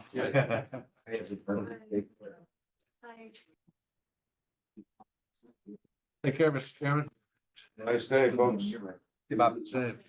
All right, well. All right. We'll fill you in, Lou. I'll try and zoom in, but I'm not positive. Okay. All right, next up is economic development. I'm gonna handle that one. Right now, we're largely doing here. Madison has yet to get back to me on as to whether or not they want to continue in the shared resource arrangement that we had in place. Peggy Ryan, what his current thinking is she may want to morph that role into something that is more than economic development, is more project management / economic development. I don't see that. It'd be nice to have a project manager on the side, but I think she's trying to determine what kind of support she's going to get from her board of selectmen and board of finance. So this is largely a placeholder. The reason for the increase, I believe, is because we withdrew ARPA funding. Yeah. For it. $8,000 of ARPA funding. Clearly, if we go back to a part-time individual, that number is going to drop. That number will drop if we go back to a part-time 24-hour. I don't remember what we were with when Sherry was part-time, but it was in the mid-30s, low I think that 30s. sounds about right. So it's been a while since she left, right? Yes, it has. Oh, we've been regarding. A lot of it's been coming through my office. And the other part of it is I have engaged the current board secretary is actually doing a rather significant project that Sherry was going to be doing relating to database, with Guilford businesses, working with the Shoreline Chamber to pull this together so that we can have a better feel and better communication system for those folks. Anything that comes in, looking for facilities, there are a number of commercial realtors that are very, very active in that realm. So it's not hard to get folks to participate in that. Clearly, organizing around some of the events that Sherry typically does. The tree lighting, and then there's a number of events with the downtown, Guilford Green Merchants and a couple of other events. I'm looking to see whether or not the Shoreline Chamber would pick up some of this role. But the first decision point will be Madison makes a move. Not makes a move, but makes a decision. Yeah, so. I have one question. Yep, Is there any consideration to maybe just letting this position dissolve? not really. Not really. I want to have someone that's a liaison to the business and equally important. That this role is also the liaison into the land use departments. The economic development director is the one that when developers come in looking for access and process and methodology, that's the front door. Brings them to the various land use regulatory departments, attends the weekly meetings that the land use group does. So I believe there's still value in having someone in there. There's a significant amount of data Yep. that they keep in EDC that we use for our official statements when we go out. A lot of data points that they track. I think if you get the right personality, and I think Sherry had some of those qualities, it's a nice ambassador between the town and businesses. And Absolutely. offsets that concept Guilford isn't business friendly, or businesses pay a lot of taxes, and this is a nice little give back in it. I don't know, Yeah. I think we need it. Maybe half time is enough, but I definitely think we need the To- position. Not only for new opportunities, but I think we can support the small businesses. You're absolutely right, Charlie. Support. Yeah. What this role had become primarily is not necessarily a new business development person. It was a combination of retaining business development when opportunities appeared. And then more importantly, taking care of the ones that we have here. So, So this Sandy point is, gotta get the right person. right. And so I think this number can come down significantly. Tax collection next. What's that? Tax collection. There you go. Thank you. Deb, how are you? Good, how are you? Good. Thank you afternoon, for- everybody. Thank you, thank you for your patience. You've been here for quite a while this morning. That's okay, I'll learn something. So we, Yeah. so. Yes. So, the money that we were asking for in the budget has gone up, and that is mainly in increase in wages. Printing went up because we now have, the water main assessment Assessment. billing, yeah. Advertising, so we're putting more, ads in the paper for our legal notices. And office supplies, we need new mats for where, we stand to take the money. I'd like to get a couple of new chairs. Okay, Any questions or? We haven't made the transition from ads to electronic notifications yet. nope, that's back on CCM's legislative agenda one more time. Although I think the print newspaper industry is Couldn't take care of itself. getting, yeah, it's better. Come on. That's right, we won't have a paper to put it in. Right. Yeah. Advertising public notice, right? Yeah, we're, bound by our state statutes. I know, I Yeah. just was hoping that the Yep. legislature would deal with it by now. All right, any other questions? think you addressed them all. That was easy. Yeah, I Explained why know. those increases were there. Should have had me up first. Absolutely. Just a quick question on the printing, Deb. Yes. You know, there, what do we send out? 180 water bills, is that? 111. 111 Yeah. water bills. We do that twice a year, right? Well, I only send out You only send once, one, right? yeah, So- but they so- do our mailings, so. Okay. They're- Yeah. So, that's a pretty big increase for, 111, bills that are going out. Well, the town Is is that growing, including so we have a postage? We lot have, of, we have more bills. Correct, We yeah. can talk about Yeah. that. Is that including postage or just? no, the No. postage falls under, Here. selectmen. And that's gone up also. too. Yeah, yes, it is. And the total full-time, I see you have no part-time people anymore. No, the part-time person went to full-time, but Last year. So is that three full-time staff? Does that represent? yes. Yeah. Mhm. And I think the GEA had big increases, I think it was 5%, right? Yeah. Okay. All right. Deb, thank you. You're welcome. Have a nice afternoon, guys. There, you do the same. Okay, thank you. Next up, climb back up, Dave. Right. Yes. Yeah. We, we had one that did not last long, so we're very happy with what the current status is. Sorry. Dave, how are you? Morning again. Morning. Well, I think we're now, I can say after. I don't know. So, what have you got for us, sir? So we went through our budget, back and forth with my commission. Last year's budget was 2.43 million and we went to 2.6 million. Most of that represents the raises that they received through their contract. That was the raises alone was a difference of 116,000. And we're looking, besides the raises, we're only looking, everything else that we can't control, we're going up $56,000 for the department.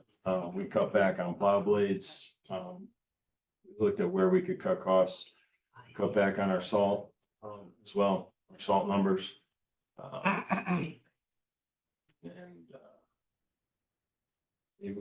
Most of our increases are just based off of what the cost of everything is now, the materials to fix the vehicles, the asphalt, everything. And this is based off of what we were told by the different companies. So you see an increase for expenses, that's just to reflect the price of food. Good, we feed them. And then, I mean, we tried not to go up much anywhere. Fuel, that represents, so fuel right now, we're scheduled to be around that mark of 73,500, I think I put in there. So we're at the halfway point right now, and if we project out what we've used so far for the year, we're gonna be right on that number. Okay. And the cost of fuel is actually a little cheaper this year from last, so we should be right around that number as well. Just a quick- Go ahead, Charles. Why are contractors? Well, because the hazardous waste disposal for the brush and leaf facility, the 40,000 we get for that. There's a separate line for it here, otherwise You got me out. it's just got moved, right? Utilities, we've had a couple other departments. I just wrote double check utilities. Thank Yeah. you. Thought someone was gonna throw it in the table. Just curious about that. Basically, we noticed that a couple other departments are thinking they might save a little on utilities, so maybe. there's hope that you can. Try anything, you know? This is first cut. This is first cut. But, what else did I have? I'm gonna go back up to overtime. Again, I'm not looking at the numbers, but, a percent increase. That's to reflect the salaries, and then we're coming in, Salaries as well. It's a salary increase more than anything. and we're coming in for trees more, Okay. with all the rain we've been getting lately, we've been coming in for flooding, so. Maybe one question about the part-time guys. Did their salaries go up by about almost 10%? They did go up, the brush and leaf facility attendant went up as well as the plow guys, but last year we didn't even use them. So I'm hoping we don't need them again. That their salary, their pay did go up. We're not. And we using did, the class and I again. think we did restructure the entire, not the entire, we restructured the brush and leaf attendant. There's more activity than what we were budgeting for previously, especially along November. Yeah, November. More hours. Yeah, more hours that were necessary to keep the place open. So, you know, it's a big increase there. A lot of it's happening right now anyway in this fiscal year. We're just trying to make sure we're accurately reporting it, which I think we weren't. We also had shown previously for a replacement person to come in, which was at a lower salary, but we found it works out better, just making sure the same person's there all the time. They don't get a vacation. But if they do, it's gonna have to be, the replacement's gonna be from a public works employee, so. Correct. And the money for overtime for storms, I mean, you have to have it there because if we don't use it, we end up with it at the end of the year. It's Right. not getting spent if you don't need it, but you have to put it in. Right, and with the bucket truck, we've Yeah. been taking a lot more calls Yeah. for trees hanging that we would normally Like contract out. every tree. I can give you a few. They just keep growing. Those trees? What do you think about it? All right, anything else? See, it's kind of a small question, 'cause it's such a low dollar amount, but I saw radio maintenance went up by 10%. Is this someone we just deal with or contract with for? We have, radio maintenance? so we have new vehicles that don't have radios in them. So they're gonna need new radios, so that's what we projected for. There's 5 vehicles that we got, that we have to Okay. put new radios in You gotta for. buy some more radios. Right. Okay. Should we put that in capital? No, because a lot of it's maintenance, the cost for the new is minimal compared to the, Very small volume. Yeah. it's more maintenance. We do add new. Ah, gotcha, that's fine. All right, anything further? Thank you, sir. Thank you. Jeez, and your chairman left you on your own. He's probably plowing a parking lot right now. Thank you. You're welcome, thank you. Human Services, yeah. How are You're you? all morning.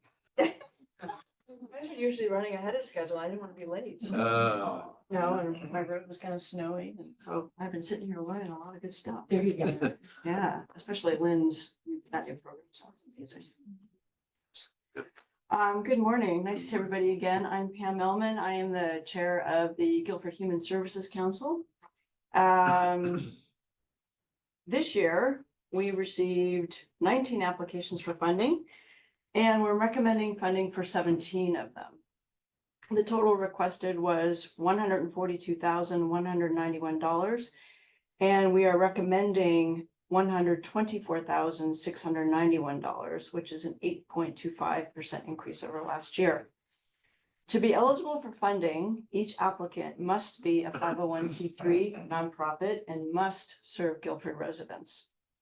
Each organization must complete an application, which is available on the Human Services Council page of the town website in August.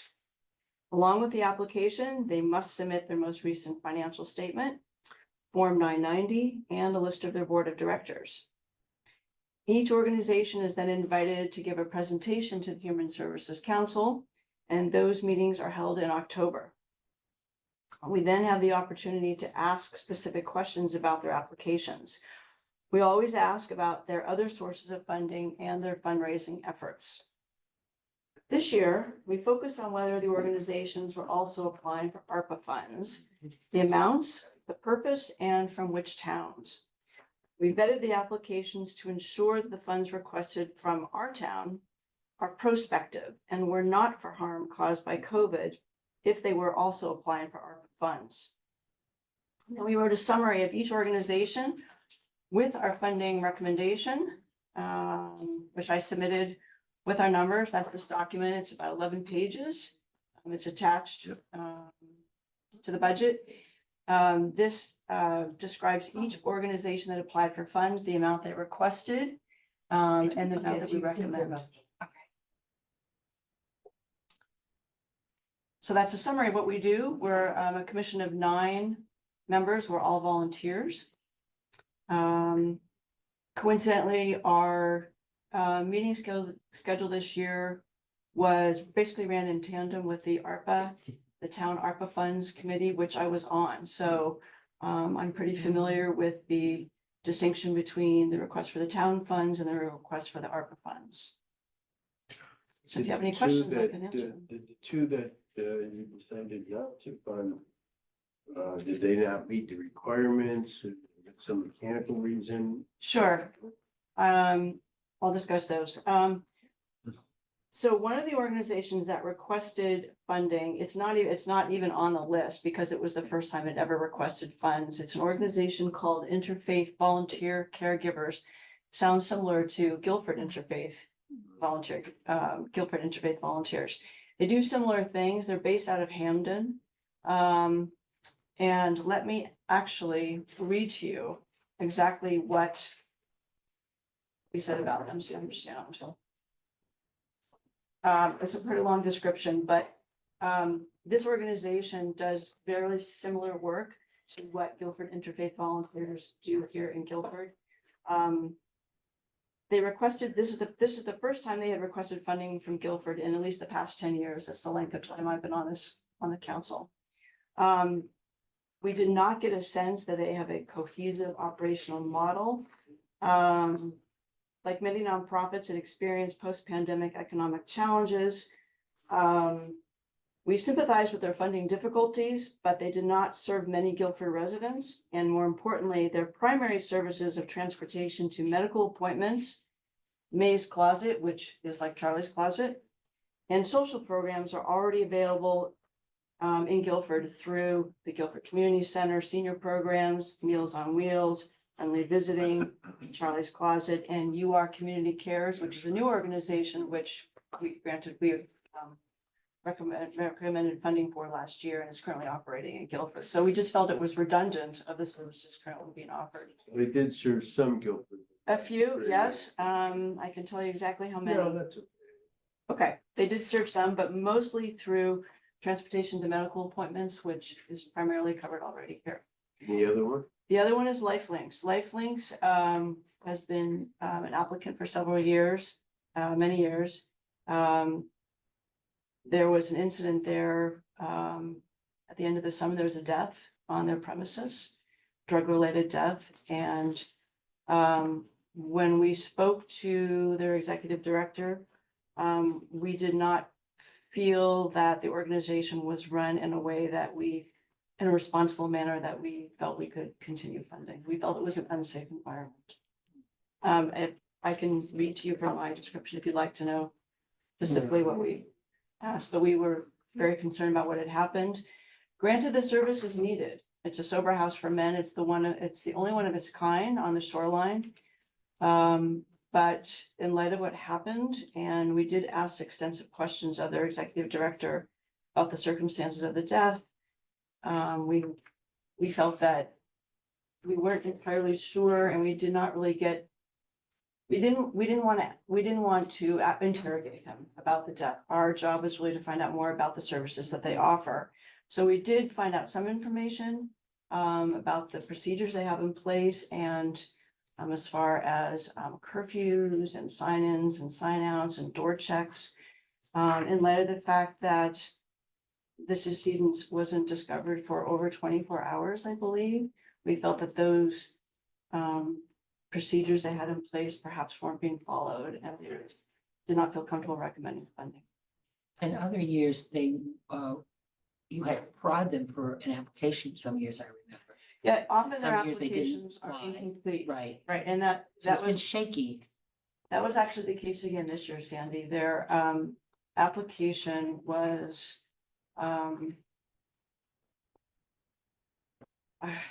it was a mess. It's the best way I can put it. They had cut and pasted from prior years, including information that was no longer relevant about COVID protocols, which are no longer in place. I could go back and look at prior applications and pretty much see the same information. Some of our questions were not even answered. I'm not sure who actually prepared the application. It was signed by their ED, but it really, compared to prior years, it was, Spot. yes.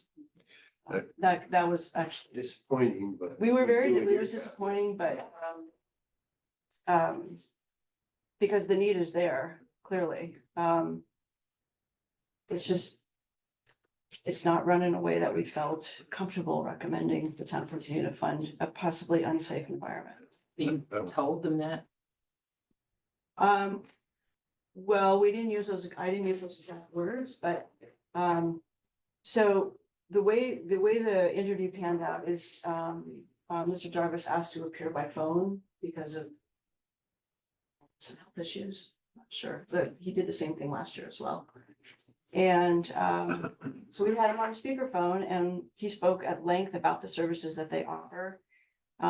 We asked him about the death and,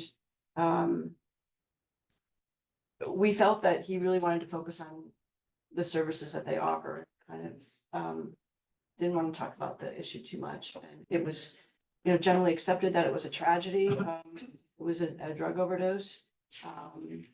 And explained to us that unfortunately in these types of communities, those kind of things can happen. And so we did question him, but again, we didn't feel like should be in the role of interrogating exactly what happened. We're there to find about the services that they offer.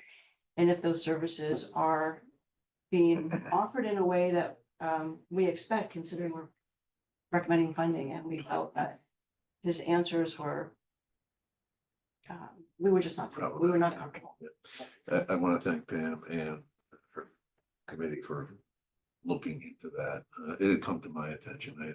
A family member of the deceased reached out to me about the conditions in that place, sent some pictures of.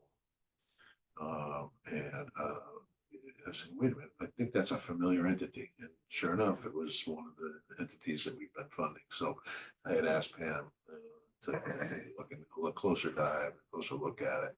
And I know it's not easy to cut folks off, particularly when they're allegedly providing a service that is desperately needed in the community. But if you're not providing the service in the manner which you should be providing it, that's Right, so in the past, the money requested was,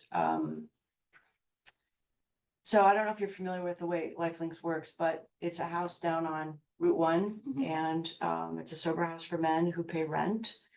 And the services they provide are basically transportation to any kind of services that the clients need, AA meetings with therapists, things that keep them on the path to sobriety. And so the funding in the past has been basically to support those transportation services, maintenance of the vehicles, gas, paying a part-time person to help drive them, who's a sobriety coach. So that is a really wonderful service, but we can't be 100% sure that the funding that we recommend is going for those services in light of what happened, in the light of the photographs that were online of the interior of this place after the death. So we're. Are they right here in Guilford, this house? Yeah, it's right down on Route 1. Even if you make a left-hand turn to Granite Road.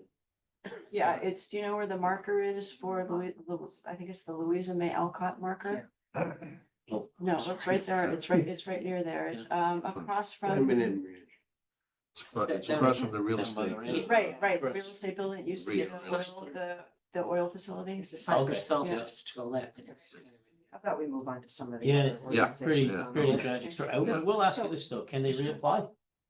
Of course. Yeah. Okay, Absolutely. because I mean, they do have a tough customer base, so. Absolutely, they maybe can get reapply. things in order. For sure. Yeah. I was just Good. curious if they got second chance, Questions on any others? second chance. I was glad to see that you bumped up the community, no. Meals on Wheels. That was a big. bump. Yes, we did bump them up. They had, the reason for that was, and just so you know, the Guildford Interfaith Volunteers, they never ask for an increase. Every year they ask for the same amount. And this year Meals on Wheels did ask for a slight increase because one of the piece of equipment that is used to make the meals died. And they wanted to assist in the purchase of a new, whatever, I forget what it is. I want to say it's a steamer. I'm not really sure. Something at the community center that is used in the preparation of the meals that are then delivered to all the Guilford residents. That thing died and it new ones needs to be purchased. They wanted to help with that. That's the only reason for the increase. So you better watch their budget, make sure they didn't ask for it. Yeah. Right. Just right in the know. Right. So, And then I think you answered this, but the other couple that dropped off, they didn't, must not have applied either. Right, so, for example, if you look, I mean, what you have in front of you is a little bit different than I have. What I have is the history. Yeah. Yeah, that's what I have too. Okay. It's the same thing, yeah. Okay. But this spreadsheet that I submitted, which includes the history going back for years and years. So there's some on here that don't appear because they haven't applied for a couple of years. Clifford Beers, for some reason, didn't apply this year. I don't know why. Community Nursery School, again, applied last year, did not apply this year. They did apply for ARPA funds. I know they were granted the Yeah, ARPA that's some other funds. funds. That could they- be some reason why. In fact, almost all these organizations, not every single one, also apply for ARPA funds. So maybe there's, although they are two different buckets of money, maybe that put into it. Of course, the VNA doesn't exist anymore, and we probably should remove that from the list. It's been subsumed by Yale. Yeah, it'll come off because it's all Okay. zeros. Yep. NeighborWorks did not apply again this year. They had asked last year for a pretty large chunk and we gave them a very small amount and it's taken me up until I think last month to get them to withdraw to request the fund. I think they were expecting only $1,000, but whatever, they didn't apply this year. So again, that's another zero. UR Community Cares, we did get funding last year. They did not come back this year for funding. That's it. Those are all the zeros, yeah. Clifford Beers is the one I was a little surprised by. Yeah, they seem to be kind of off and on. Sometimes I think one year they actually forgot. They emailed and they said it was 3 weeks later and they said, can we apply? And I said, no, 3 weeks is way past the deadline. So it could have been it. Okay, Right, regional mental health is the same number. It's been, I think, since 2000. Right, we still need the money in this budget. They need to request. They haven't requested for last, This year that we're in, FY 23. It's the last piece. I okay. noticed on our, All right, the BH Care is the entity that oversees that for this region and I know the name of the person. I'll email her. okay, we have that 1191 still Right. available. Okay, that's the last piece though, That's right? the last Okay, piece. Yeah, they're always sort of behind the ball on that, but I will let them know. Yeah, and that number is supposed to go up based on the census, but for whatever reason it hasn't. It's been consistent since 2000, as far as I know. That's why it's such an odd number. That's why you have the 191 there, right? Yeah, quick question. Yes. If this were, how would it work if there was a reduction? in this Sorry. budget? If there was a reduction in this budget that you requested, how would it be prorated? Or So- how would that work? How would we do that? Yeah, The way we've done it in the past is I would call an emergency meeting of the commission. And we would decide which organizations we need to cut. We would look at past funding, we would look a whole at, bunch of different factors. yeah, it would be, it's difficult to do honestly. Because most of these organizations never ask for an increase. And some of them we have never fully funded until this year. For example, Community Health Center. This year we fully funded them. The past couple of years, they've asked for 5,000, we recommended 3. This year, they asked for 5, we're recommending 5. So it would be difficult, but if necessary, We never do it on our end. It's always a budget that I send over. She doesn't like to get that email from me. I don't like that. I'm not But- it's yeah. not a recommendation, I'm just. Yeah, how we asking do the it. Question, how. It- it would be it's, done. I call a meeting and we would go through it and. Because it would be and- difficult. Yeah, sure, we'd look through and say, all right, well, this one, they've asked for this amount and we recommended more, maybe we should go back to the number that we gave them last year and not give them a bump this year. Just so you know, a lot of these organizations, the healthcare, mental health, the education organizations, this is all for Guilford residents whose the services are they're either uninsured or underinsured. So they're either not reimbursed at all or they're under reimbursed. And that's why they ask the town for that funding. So for example, for the nursery school, the Center for Children, that's what those are for. Same thing for BH Care. Again, and BH Care is really, that is just, it really, I just want to read you some numbers, and this goes really hand in hand with Lynn's presentation about this new program. So last year, 134 Guilford residents were served through BH Care, which is an increase from 117 the year before. 9 had no insurance and 42 were Medicaid only, a total of 51 underinsured or uninsured residents, which is similar to last year, although the number served is greater. So the funds from the town of Guilford that they're requesting help to cover the cost of outpatient clinical treatment for the Guilford residents who are uninsured or underinsured. That's exactly what the funds go for. Same thing for the education, the community nurse, not community nurse, I always get this mixed up. The before and after care and the Guilford Center for Children, same thing. It's for uninsured or underinsured. Unreimbursed or under reimbursed scholarship. Offers a certain number of children. Anything further? Thank you very Okay. much, ma'am. Thank you, and please don't send me an email.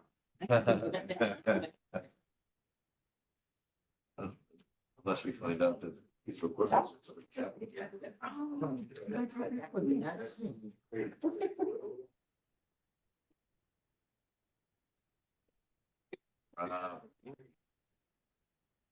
How are things? How's your new Nice roof roof. holding up? The roof is looking very fine. It's, Did you get Is that- it working? Did you get that bucket out from underneath the yeah, steel? the bucket's gone and, we're waiting for a photo op on a nicer day. But the copper's still great. And well, we've had some pretty substantial rain lately, no Yeah. leaks. No, we're looking good. I don't know what. What are they gonna do with the lawn? That pretty cold? Is that- Don't you like it like that, Charlie? Part of the basic contract is they will reseed it, flatten it. Oh, it is part of it. Now, having said that, I think this is an opportunity for the Guilford Library Association to take a look at the landscaping and perhaps, invest in a little rethinking of it, but they'll definitely take care of the grass, so it'll be. It is, but my concern is that it was part of the installation cost. Yeah, it was. They're going to that. They did not hesitate to. put the equipment on there. But it is a big job. Yeah, I knew they were gonna tear it up. I didn't know there was gonna be quite to that extent, but, Well, it could have been worse timing.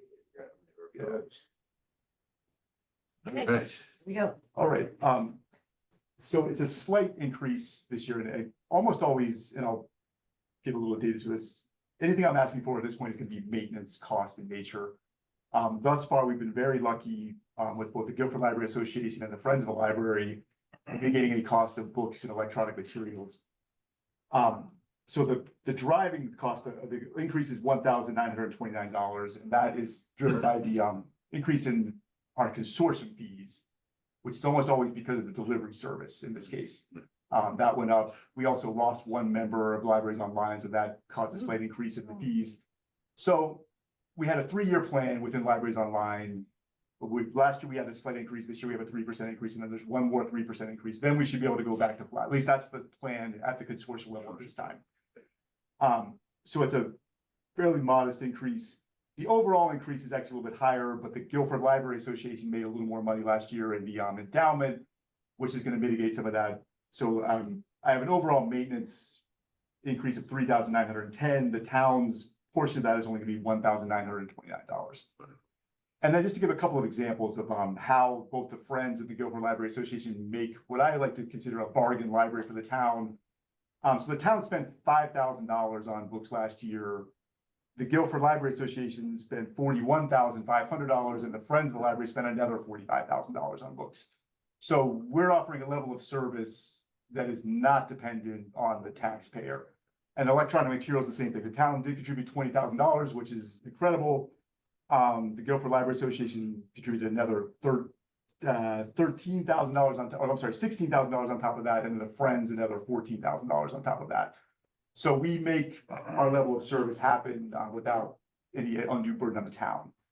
And I just like to throw a couple of these statistics out there. I submit a state report, a very detailed state report every year, which kind of allows me to take a look at where we stand amongst peer libraries. So there's 168 libraries, 168 municipalities rather, 165, about 168 libraries, 170 libraries. I'm just looking at municipalities. I'm looking at how we stack up against other towns, regardless of how many branches they have. So we are 50th in terms of size of the population served. And in all the categories in terms of like percentage of municipal appropriations devoted to the library, we rank 87th in the state. And salaries per capita, we're 50th, which is nice. That's where we should be. And in total salaries, we're actually 45th, which I'm happy. That's a great improvement over the years. And that's been over the last few years, it's done a great job. So now we no longer have this narrative amongst library staff that we're low compared to other, where we should be. Now, in every other service category, we're way up at the top. So in total circulation, we're 22nd in the state. Circulation per capita, we're 11th. Library visits, we're 22nd. Computer sessions, we're 26th. Reference transactions per capita, we're 16th. Library visits per capita, we're 17th. Annual service hours, we were 11th. Somehow Wi-Fi, we're always at the top. And Wi-Fi sessions per capita, we're second in the state. And I always kind of surprised at that. The big one that's kind of causing a lot of cost issues is e-media circulation. That's all the electronic news. Guilford loves those services. We were 11th in the state in total. And that puts us higher than like Bridgeport and higher than a lot of bigger towns. I've continued to increase these services after the pandemic because I've been able to afford to I haven't asked the town to increase this, but the use keeps going up. I thought it would maybe go down after the pandemic. It is not. It stayed flat and now it's increasing a little bit again. So we have excellent digital services and they are well used by this town. At this point, they are heavily subsidized by the Friends of the Guilford Library Association. So no increase is being asked of the town. I'd like to also point out, we're one of only 45 libraries that have Sunday hours. We're only one of 41 libraries that loan computers out, and we're only 71 libraries that offer wireless hotspots. So pretty much any service that does exist in the library universe, we are offering that service and we're offering it to a competitive degree. So that's really all the highlights. You mentioned that one library dropped out of the books online. Yes. Are they doing it themselves or They joined a different consortium. So that was Middletown. Now we've actually picked up 2 libraries since then. We just got Lyme and Preston. Those unfortunately are a little smaller, so their fees are a little lower. So it didn't quite make up the difference by losing Middletown. I was just questioning why somebody would try. I didn't realize. Yeah, it's just there's a lot of reasons, and some of them are a little more gossipy in Editorial nature. comment, bad decision. Yeah, exactly. The Lion service model, I think, to my opinion, is the most outstanding in the state, and that's because our delivery system is the most outstanding. I was wondering if they started doing it on their own or something, but that. There are some standalone libraries in the state. It's very difficult. It'd be difficult to switch from a consortium to a standalone because the budget increased. Like for me to actually get the level of Lion services without Lion would require a huge staff increase, especially in the technical side of things. So it just it wouldn't make any cost sense. So when Lion asks for a 3% increase, to me, that's money well spent. It's not not a big issue. So is Lion gonna consider moving their headquarters out of Middletown? I'm thinking, isn't that where Lion We is? no longer meet in Middletown. We used to meet at the Middletown Library. Sometimes we meet at Guilford. We sort of share that responsibility. But they've kept the same office space in Middletown. They got kicked out of the library years ago when the library needed more space. It started in the basement of Russell Library, but I was at a meeting. Yes, I'm when I sure was- you were. When I was vending to the Yes. association. Yeah. Is there anything other libraries are doing that you'd like to start at all? Pretty much doing it all. We're doing, there's things I'd like to see us maybe do a little more of, but that's almost more of a facilities issue. I've got some long range plans I'm working on with the library board, which I don't want to start talking about just yet, but because they might involve some town issues, which I'd like to We speak just about. finished the roof, we're gonna move on Exactly, from yeah, that. But in terms of just programming, the range of programming, the level of digital services and the amount of books, we see, I think we have a nice balance where we keep the traditional services, because this is very much a book centered town. We circulate a lot of books. That has not gone down. It has gone down nationwide, but not in Guilford. And then all the technology services have increased. So we've kept up thus far, thanks to a lot of fundraising. I know this is on Rob's list, but it was on my list too. I still think the library should have a generator. And, the roof just came along and it was a big expense and it's terrific, but it's not just because the library wants a generator. It's another place for the public to be able to get water, get Wi-Fi and get heat. So I've been saying this, I'm just saying it now as a citizen, it just makes sense. Yeah, the conversations were not that fruitful the last go round, but I'd like to revisit that topic in the upcoming year. Rob, have you had any thoughts on when the school board vacates the?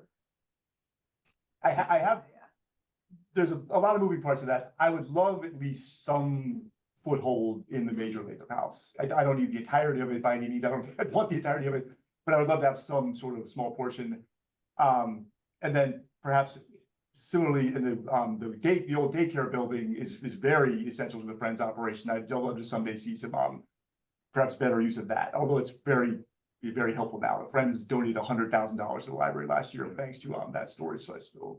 So yes, I do have thoughts. It doesn't seem a very efficient storage, but I know the building was there and it's convenient and it works, Right. but it just, I could envision when the school board leaves that house, taking a hard look at that whole area. So that exercise has already started. Yeah, and I have many thoughts on that. I'd Well, love to talk about and they extend beyond the library. We have some Oh. significantly pressing needs with our existing, particularly over at Town Hall South and our staffing. Oh, here, you're talking and here. about redoing this building. At some point. But that particular corner, Well, has evolved and it's been pretty efficient and it works and everything. But if somebody was starting from scratch, they would do it a lot better. Yes, and I have some much more evolved thoughts on that, but I'd love to talk about it in a quieter meetings first. and then we'll- Sort of. Actually, we've got some internal stuff taking place. One of the challenges with the Lake House is ADA accessibility. So there are certain functions that will not be able to utilize that without significant investment. So, but there are some other town functions that town departments that could potentially utilize that facility. As long as we had shared space to meeting rooms that if ADA was required, so. But it's some moving parts to this. So, and I appreciate very much Rob's position because some of the Friends of the library have suggested that the entire building should go to the Friends. Yeah. Yeah, Yeah, I have some thoughts I'll share with them, but I have a lot of thoughts on it, but. and again, I think we're probably past the point, and again, we should have this, but past the point of the consideration that we sell the property and put it back on the tax rolls, which I'm not crazy about the idea. There's some challenges because we merged the parcels together. There's a shared septic system. No driveway. There's no driveway. So there are a bunch of reasons that it could be problematic to do so. But at some point, I think the highest and best use is going to be for expanded town/library or whatever purposes. I'd hate to give up a piece of property. Of course, it could be part of the microgrid we want to build, so they won't even need a generator. So, any other questions for Rob? Thank you as always, Rob. Well done. We're going to move social services next, That's so fine. she doesn't, the rest are us, so Come on up. we're gonna let social services. Best of Let Donna go. Wonderful. Good afternoon, Donna. Good afternoon. Hello. Hi. So I did bring some handouts if you, it's just some of our trends that I've simplified for the last 10 years.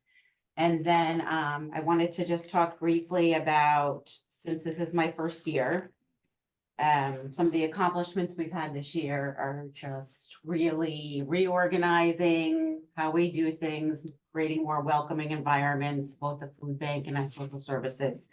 But the goals for next year definitely relate to what the budget is. And my goals are to increase sort of our reporting software. That I'm going to do with what we have internal already. So I'm not asking any budgeting on that. It's just that the software we had was not utilized to its. To the degree it should have been. Yes, correct. I see a little bit of an increase because we need a new security system. Our security system got fried in one of the rainstorms. We do keep thousands of dollars of gift cards in the office. So it's pretty important, I think, that we have some security over there, especially since we're sort of. Good afternoon, Selectmen's Office. Building. Hi Shirley, how are you? I also want to increase awareness Good. of our programs through website development, which we're gonna do in-house. No, increase to the budget with that, but I do want to acquire a Guilford Social Services sign for the building. Because often people say, I didn't even know we had social services, or I don't know where you are, or, I think it's important To have a presence. to have a presence. Yeah, Yeah. and that's a discussion that I had with the previous director who Mhm. had a little different view. They wanted that to be a place where no one knew anyone was going to. Yeah. For potential privacy concerns, et cetera, for folks who may be embarrassed that they're having to use those services. But I agreed with Donna that I think it deserves a presence, and it's one of the main arteries coming into town. We're showing off that we're doing something like that. Right? And I think the word social services is a positive message, too. not I do not a too. negative one. Yeah. And Yeah. Times have changed. Yes. There shouldn't be an advertisement Yeah. with that at all. And a lot of family members go there. It's not necessarily those that need it, it's those Correct. that are helping. Yeah, Right. yeah. Just like, for example, I have a new family in town. He's enrolling for school and they're just over there just asking questions and just looking for guidance. Or not even looking for economic help. So, Yeah. and I noticed, other social services buildings do have, a presence, a sign. And I think if it were just be a small percentage, that would not welcome the signage. But I think for the most part, it'll draw more people to us Mhm. and give more help to who needs it. Speaking of that building, I mean, over the years, Mhm. you struggled with, is it inadequate? But I know it's just a house converted and everything. We've heard about space limitations and that type of thing. Well, what is your assessment? Well, one of the first things I did when I got there was to rearrange the office. So we made better, cleaned out a little, we made better use of the space. I was able to make 3 offices where there were really only 2 being utilized. At some point, I would love to, if we're gonna stay there, put a permanent wall. In the meantime, I've just done, a folding wall. And it's working, I think, better than how it was arranged before. Is it working adequately now and foreseeable? I would say yes. I put myself out in the forefront room so I could be more visible, but that's where I do have a folding wall for my office wall. So if I could eventually get a permanent wall, We can do that. yeah, then the space would be good. Do you need it Nice. acoustically private? Correct. So when I'm meeting with folks, so I that would imagine room, it'd be kind of hard to have those conversations. my doors So- do shut, Yeah. but part of that room that I utilize now is like our admin room where our copier is and all that. So, Yeah, that sounds like something. yeah, so if I could just wall that off, then, Especially if we get a few more years use of that, because I know we had lots of discussions about that. Yeah, and I appreciate Donna's willingness to look at something with a different set of eyes, Just because it's been that way for a long time, a fresh set of eyes and really helpful. So, and that's not a reflection of anybody who was there previously, but you don't necessarily have to keep doing the same thing. So, Yeah. Yeah, so that's helpful. all right. We want to update our accounting software that we use because we have the Guilford Welfare Gift Fund and the food bank to QuickBooks. I'm hoping to just absorb that in the office supply budget that I already have. We use Quicken now, it's so antiquated. So that would just be helpful for, and then, That wouldn't go into. We've had a lot of conversations. Yes, we have. Regarding that, but, so. yeah, I guess So give us should something that, that's. been looked should that at. be in their operating I budget? don't Should think it it be the is. IT budget? Munis, Yeah. isn't that part? It's for the food bank. It's separate for the food bank. Yeah, they keep- For the food bank. Yeah, they keep records. It's the type of records that they're trying to keep that really Munis doesn't have an application for. So we've suggested upgrading the Quicken. I think that's what we did Yeah, a we couple also years missed ago. the boat and getting a one-time fee. They got away from that like everyone else is doing, and now it's subscription based. You gotta pay yearly. I was just thinking of the accounting stuff.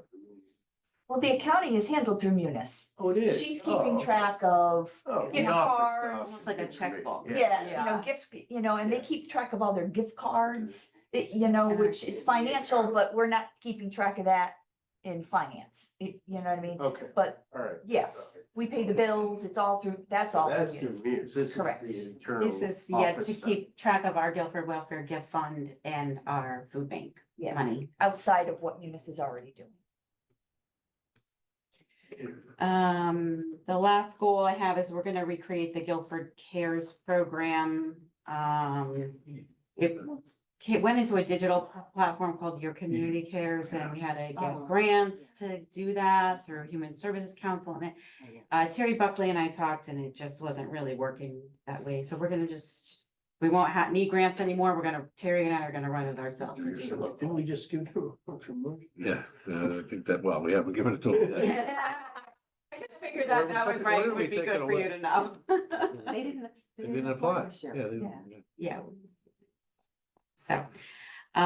So to the budget, the increase is really mostly beyond my control. The salaries are increasing 12,593. And that's contractual, and that's because we have a really large, with the program coordinators this year are getting 9.2% increase. And our intake specialist is like 5, almost 6%. So that's all contractual. And did we at some point take a half-time and make it a full-time? That was a while. That was a while ago. There was 4 full-time You have 4 positions. full-time positions now. Yeah, yeah. Mileage, I was able to decrease because trainings, workshops, everybody learned through COVID, we could do most of that online. So we might decrease that line item. Utilities, based on last year with just the 3% increase. The building maintenance has increased, that is due to the new security system we need to get, which is $1,200. We ought to have a place where that comes from, other than the operating budget. That's capital item, right? Let's see, how much is that? Well, 1,200. It's a small dollar amount.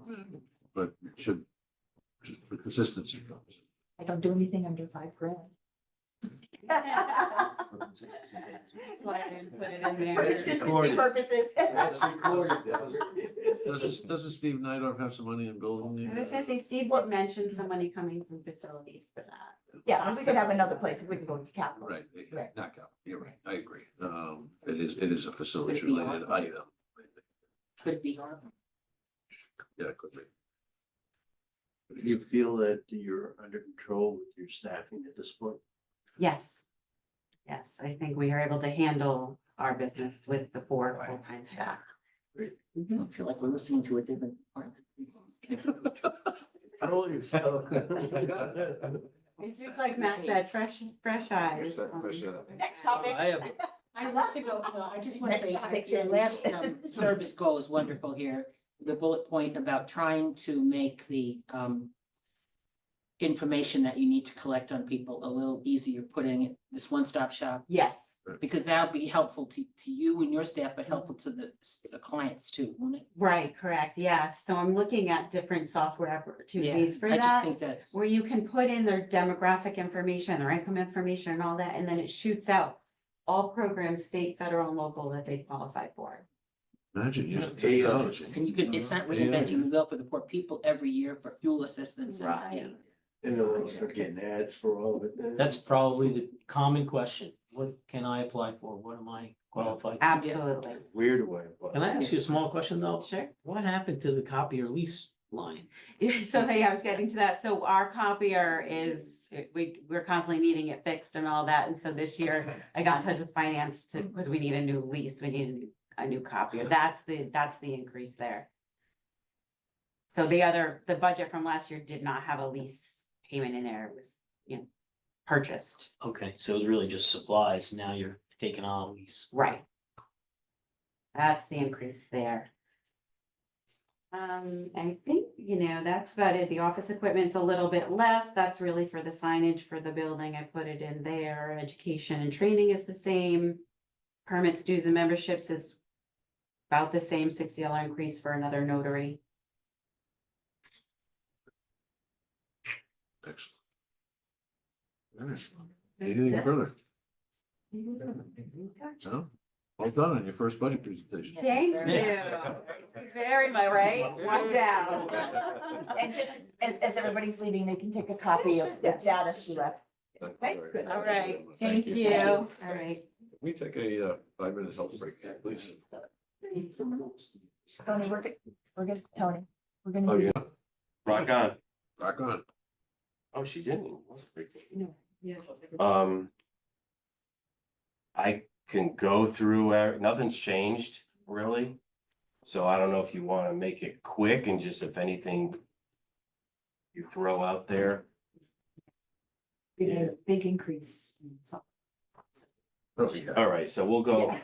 all right, we'll go through each under software I was license. gonna say, whoa. We looking at something? Yeah, I'm done, see you.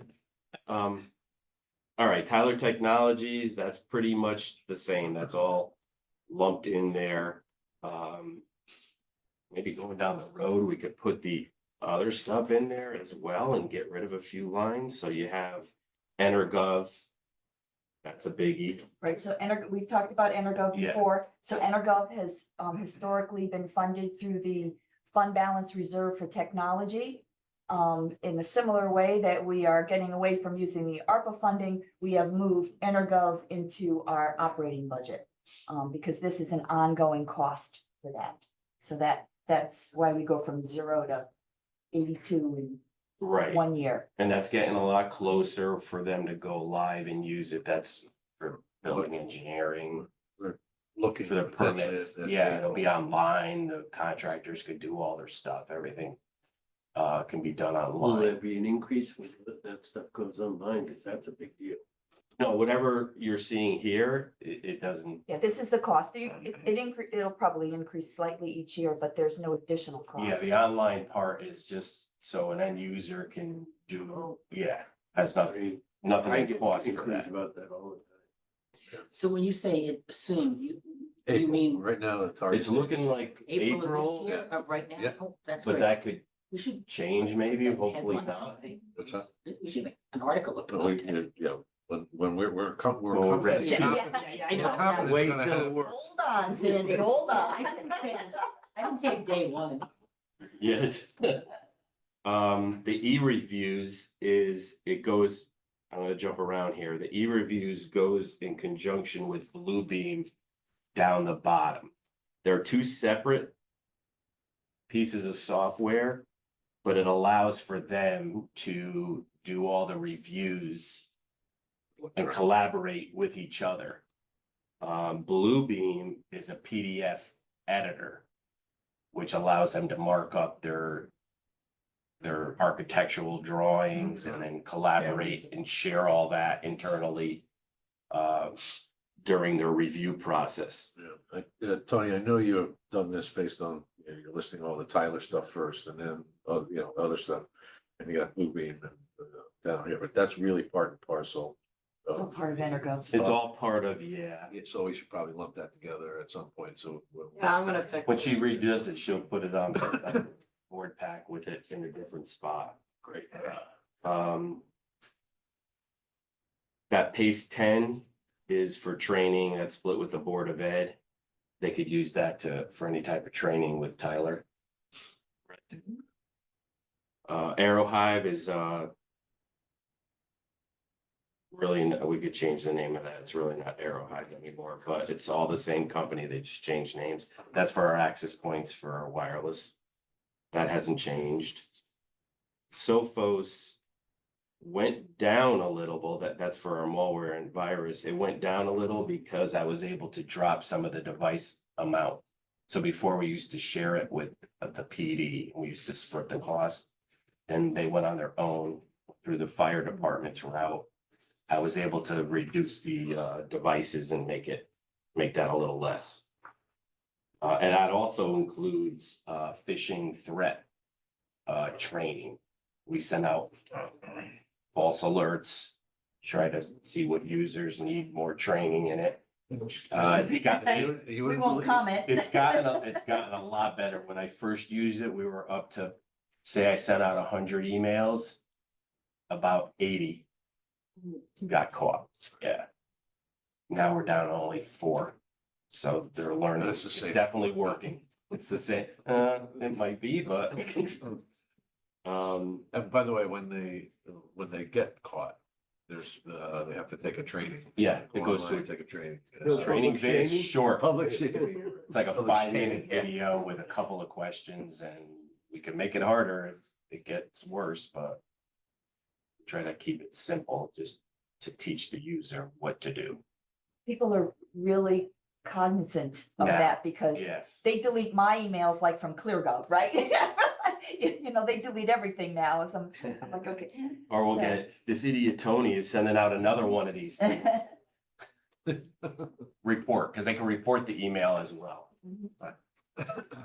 Quality data, QDS is the tax and assessor software that looks like it went up a little. Equality is their CAMA for the assessor's office. That also went up a little.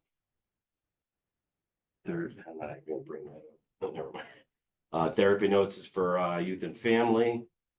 That also went up a hair. Yep. Tracker software is for PubWorks. This doesn't reflect what we put in capital because they want to do PubWorks mobile. So you might see a change next time around in that. Formax is to service our sealers, our check sealers. Vermont Systems is Rec Track. That's the same.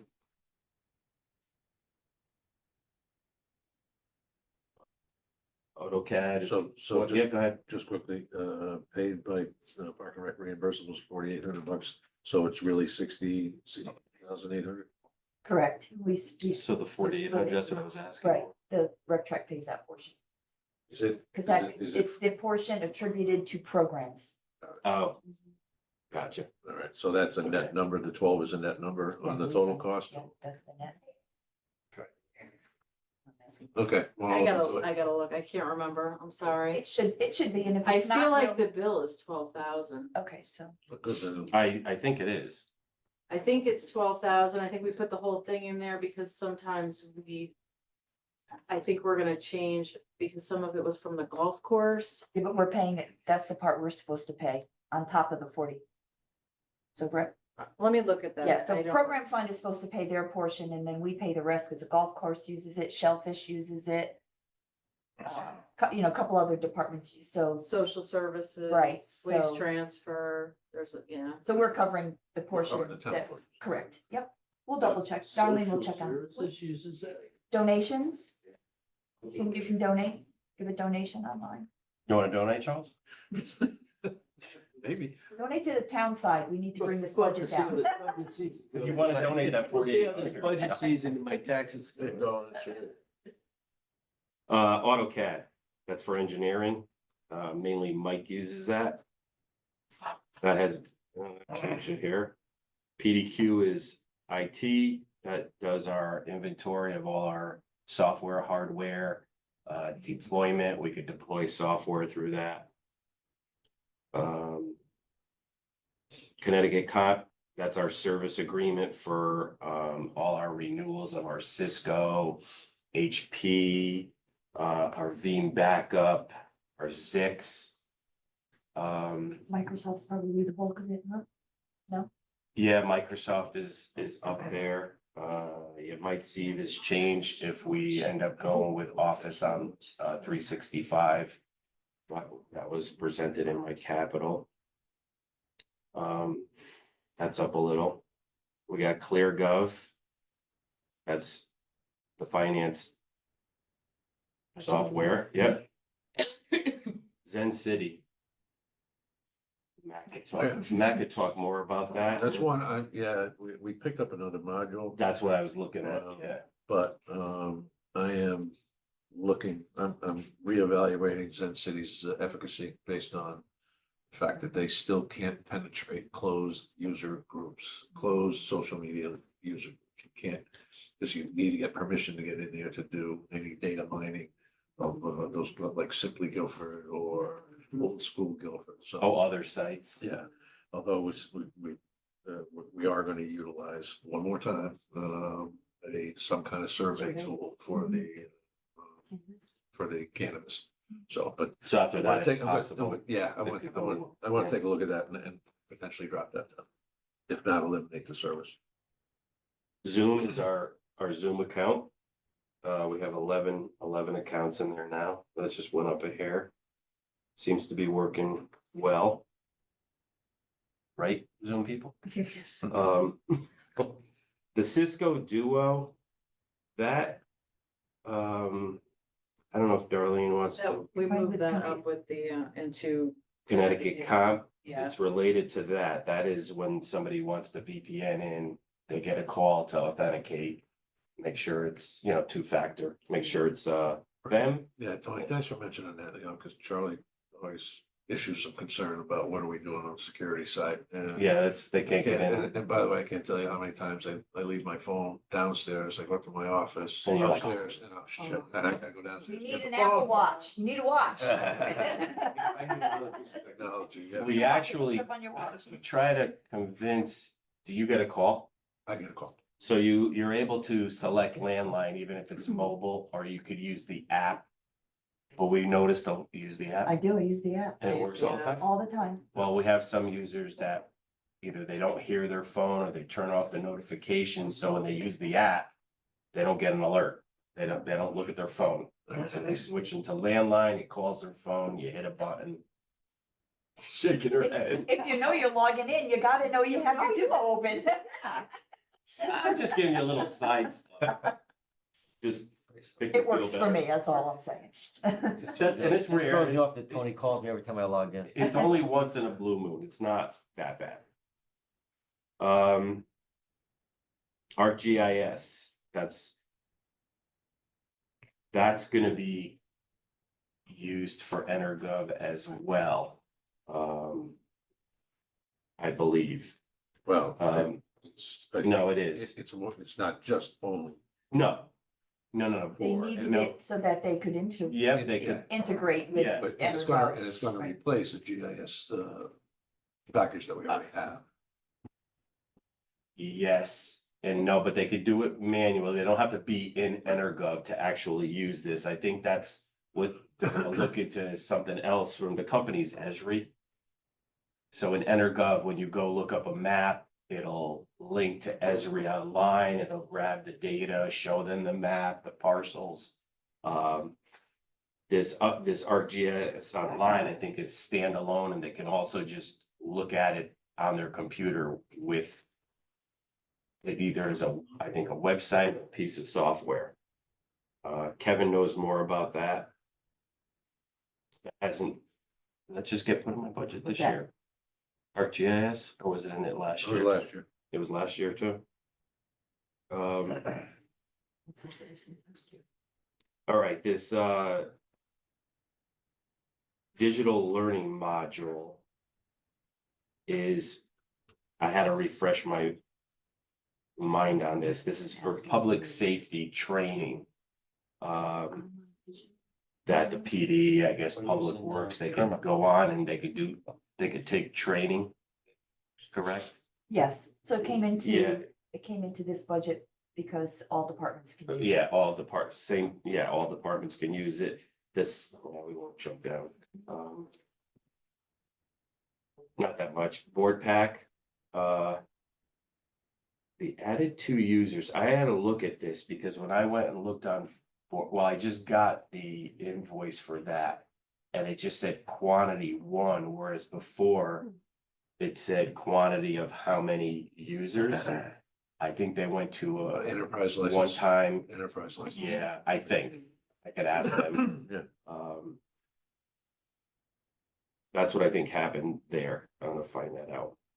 The PRTG monitoring is the name of the software, the company's Passler or Pesla, I don't even know how to pronounce it. That will allow us to monitor devices. If they go down, they either text or email me or Jeremy that the device is down. We have it connected to everything now. Printers, we get a lot of alerts. If somebody opens the cover on a printer, we get an alert. We know the cover's open. Server goes down, goes up. So we're seeing a lot of, that's working great, actually. We're seeing a lot of information that we didn't know of before. Switches, server, everything. The debt book is MJ's. So the debt book, we use for the new GASB standards for IT subscriptions and leases. And it's also managing our debt, just keeping track of everything. So I don't have to do my own spreadsheets. It's a bit mandated, isn't it? I mean, based on. Well, the subscriptions and the leases are mandated for GASB. So this is just helping you. Correct, this is getting us through. Saving So, time. so we had staff accumulate all the subscriptions, which is kind of this list we're looking at. And they uploaded everything, and debt book, was able to provide that information for the auditors for our audit. It was it's a helpful tool for the GASB requirements. Was that also out of fund balance and the technology line last year? Yes, because it was, or in the current year. The current year. Yes, because we got it new in the current year for this particular for this year's audit. I remember talking about. Yep. last year. Yep. So now it's gonna be added in. Okay. Archive social. That got moved into my budget. That wasn't the PD's. Got moved to my budget because everyone can use this. I don't know if they gave you told you last time what it was. That allows anyone that we give access to, say Tony goes on Facebook and I put something on there that's nasty, really bad. And then I go back on there and I delete it. Now, if you go into Archive Social, you go up there and you could, the PD or whoever can grab what that person posted even after it's deleted. Oh. Sounds like Zen City needs that. Yeah, it sounds like Zen Sounds like Zen City needs that. And when I did some more research, this is by a company called Civic Plus, which also does a lot of Yeah, I know that. website designs as well. Yeah. I don't know if Revise, who we use for the town, has a similar product. I didn't look at that, but if this is already working and we have it running, This is for. it's a standalone. This is for anyone employed by the town of Guilford or anybody. at all? Anyone, period. Yep, So what do we use it for? You can understand why the police would use it. that I don't know. Why don't have do an we answer for that. $6,000. It's. Well, if we don't pay it here, we're gonna pay it out of the police, but I Police think department uses there is All right. I think the point is other departments would have access to it. We could give Matt access. Right. Theoretically, it could be helpful in lawsuits, Right. legal actions. Yeah. Yeah.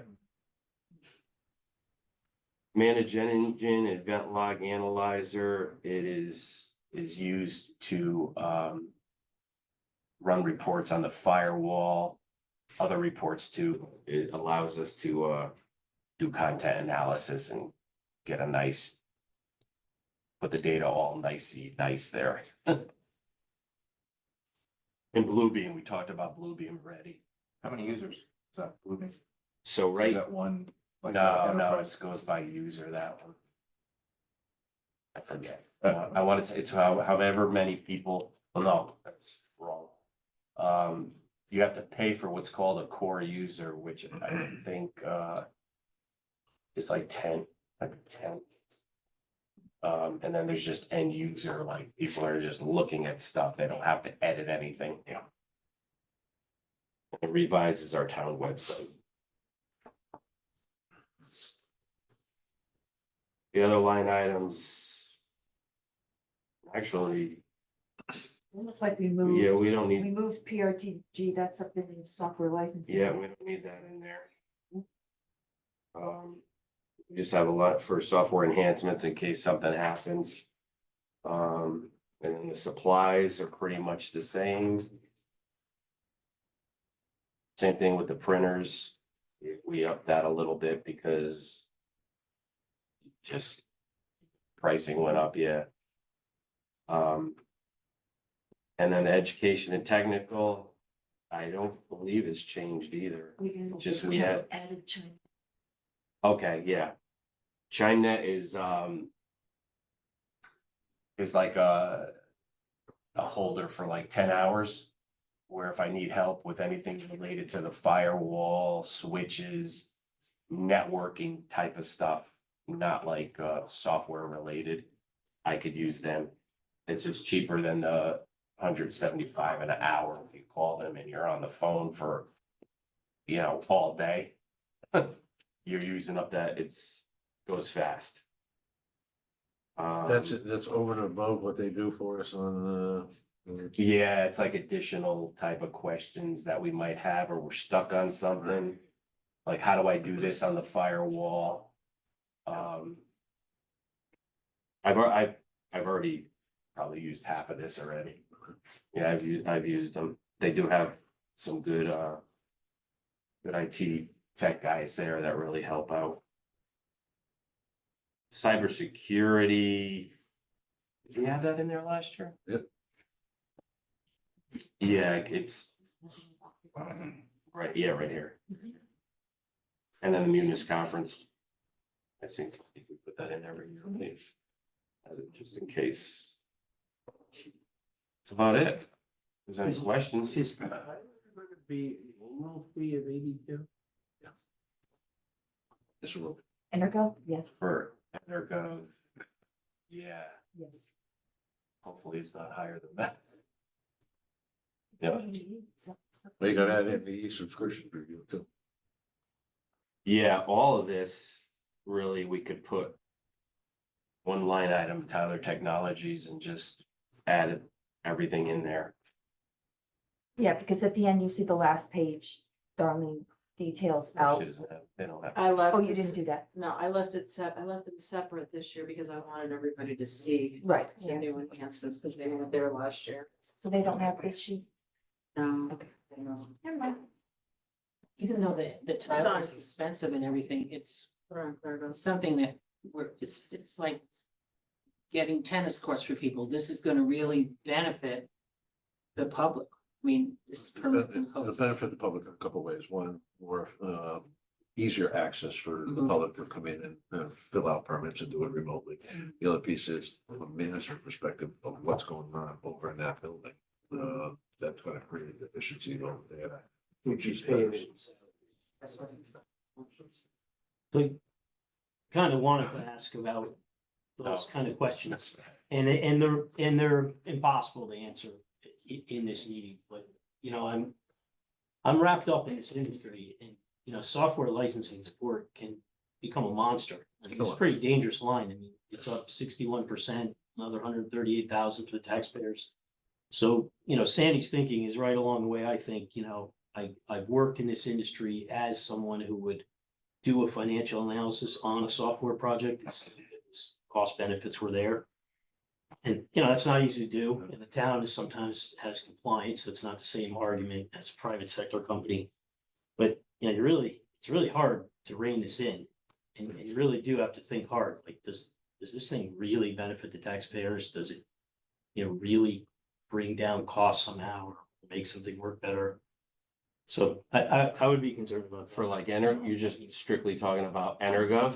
it's all, Energov is definitely gonna, It's definitely Energov. faster yeah. and they. not, and not so much, there's a lot of benefit to the taxpayers or the people that are using it, but there's an even greater benefit I see to the users here at Town Hall South.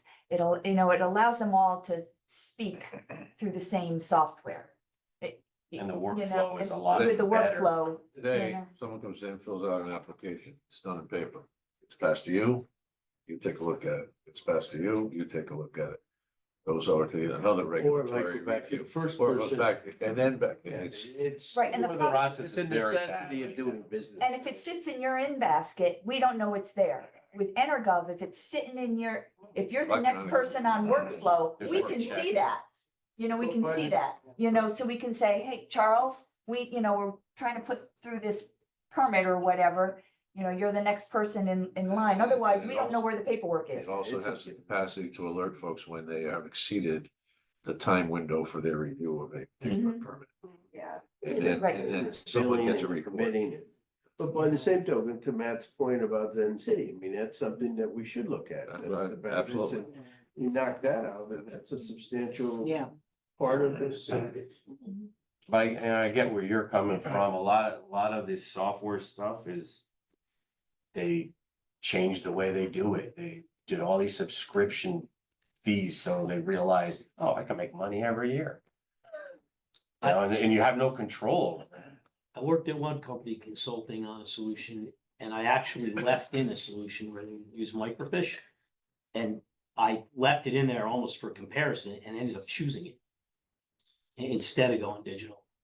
They were gonna go digital maybe 5-10 years down the road. They decided it was too early and the payback period wasn't good enough and the devil's in the details. Yep. And it's, you want to be objective when you can, but software, that's a big increase. I mean, and over so many years, I remember the day I only had like maybe 10 here, 10 things. Now it's. And then Archive Social was a small one, but just listening to you talk, I mean, they didn't want it in their budget. Because it How allows much do you really need that? others, yeah, it allows others other than the PD. Yeah, I don't know if it's fair to say they didn't want it in their budget. I believe when they came forward in their budget, when they talked about it, I think it was a decision to move it into IT because it is available for everybody. I don't think they came and said, we don't want this in our budget. Yeah, no, they did not. No, No, They did not say that. It's technology, so, software subscription. That's where it should. someone's gonna pay for it. And I think it's better that we have all of our licensing in one place. So, well, it's have it, it certainly really made it don't know, easier. Can't get a handle on what we're spending. Like what does the town gain, for instance, on that one by keeping all these archives of social? We don't keep them. We It's a don't keep 'em. service. It's a service that you Just subscribe to look to. them up. They probably do some kind of, they probably scour like Facebook and make an archive. Wow, that This would be the commotion at the final- high school this weekend. I'm sure they used it the whole. And Find a also- bad actor. And also the shooting. Oh, yeah. Also the shooting that they solved across the street from the high school. I wonder if they use, they might They have. won't tell us. No, yeah, They won't tell us. so don't put anything bad on there. But when I don't. the Gatsby standard required us to accumulate all of our subscriptions, Oh, Darlene and her staff were able to just start with this list, so it does help in a lot of small reasons to have it all in one place. Well, you know what's better, even better than that, is we get to see it. Mhm. To Jonathan's point, I mean, what are we spending on this stuff? What is the town spending on this stuff? Bet you if you get it Board of Ed, it'd be interesting. And imagine if you were the new mayor in Wallingford, oh, boy. Zero. Zero Knowledge. now he Well, wants to change they everything. maybe pay for that one email address. I didn't hear anything about this. Oh, They don't- Oh, the he just- former mayor was I a remember. clear Luddite. Yeah. Wonderful gentleman, and, you know, was a confidant and mentor to me through the COG. But he just, no good comes from being on the internet. That's his philosophy. No good comes from being on the internet. So, and he did not have a computer in his office. Each department had one computer, I just they think shared somewhere now. emails. Low taxes, That's Oh, what he did. Wallingford for sure. Yeah, low electricity. It helps when you have your own electricity. Yeah. Power plant. Much different property tax mix than we have. Significant Yeah, amount of you wanna commercial. drive down Commercial, Route 5 and yeah, Route 5. Yeah. Route 5. All right, All right. we're Get outta good. here. Thanks, Tony. Get out. Thanks, Mr. Your turn. We're trying to move on. Can you tell? You know, speaking of technology, I think I heard someplace that we're able to use the emergency notification system. Like vote to, when to vote and things like that now. That's a new thing in January. I've not heard that, but we can certainly find out. That's the one provided by the state, right? That would be the one. I did not see anything specific in the legislation. I don't remember seeing that in anything from CCM, but All right, let's Maybe- check. maybe check. they don't send- I thought it was our- I don't often our get things that aren't notification finance, when we- so. Yeah, I know there was an issue whether or not we could put blast out there about voting days and things like that. let's talk to Mike and Charlie on it. Mike would be, Mike's show, because our subscription for that all goes through. Signs getting. Right, okay, where we going? Human HR. resources? Number 8.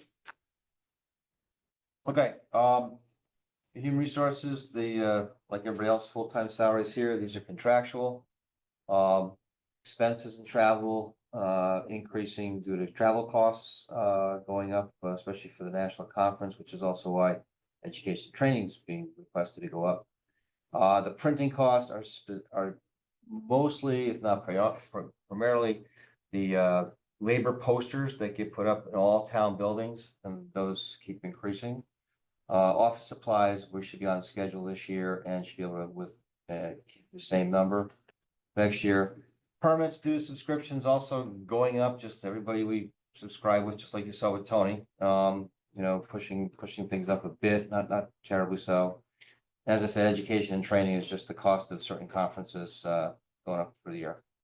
So that's HR. If any questions? Just quickly. Yes, Printing services, right, printing, are we using CCM? we are for business cards. We are. I don't believe I can check in, Matt, if you know, I don't believe they do labor posters. That's a pretty niche market. Yeah, they can do pretty much anything. But they need to have all the information to do it. I can, If we get it in a PDF, right? well, it's a huge, these are big posters that have all the laws on the one big And poster. again, we're talking $500, but. They come, Those are the ones make that them are required, laminated. right? What's that? Those are the ones that are required, yeah. Correct. Yeah, they are required by law. You'll see them in this building downstairs. Where do they get printed? There's a company we've used. We, I think when Sally was here, we actually went out and did all kinds of, quoting, and we found the best, least expensive, firm, and we just renew with them each year, but just it creeps up like every other printing cost. You're paying for the research. And lamination. Lamination. Well, you're covering yourself. It's legal if you don't post it. We don't post it. If somebody walks in and says, where's your EOC or where's your minimum wage? Why don't we call Dave? Sure. Over at the Yeah. CCM, because. If they can do it, They they can do it for everybody. They absolutely could. That'd be a big boom for them. They could. That's a great move if they could. Sure. Thank you. Yep. All right, next up is number 9, which is employee benefits. So reserve for personnel is up quite a bit this year, mostly because of the contracts that are up. Big police contract is up, as well as dispatcher's contract is up, so that's a major part of it. We put a couple other things in miscellaneous, but I will tell you that I've also put money in here for potential cost of living adjustments we did last year. So I want you to know that that's there, part of that amount. You want an answer now?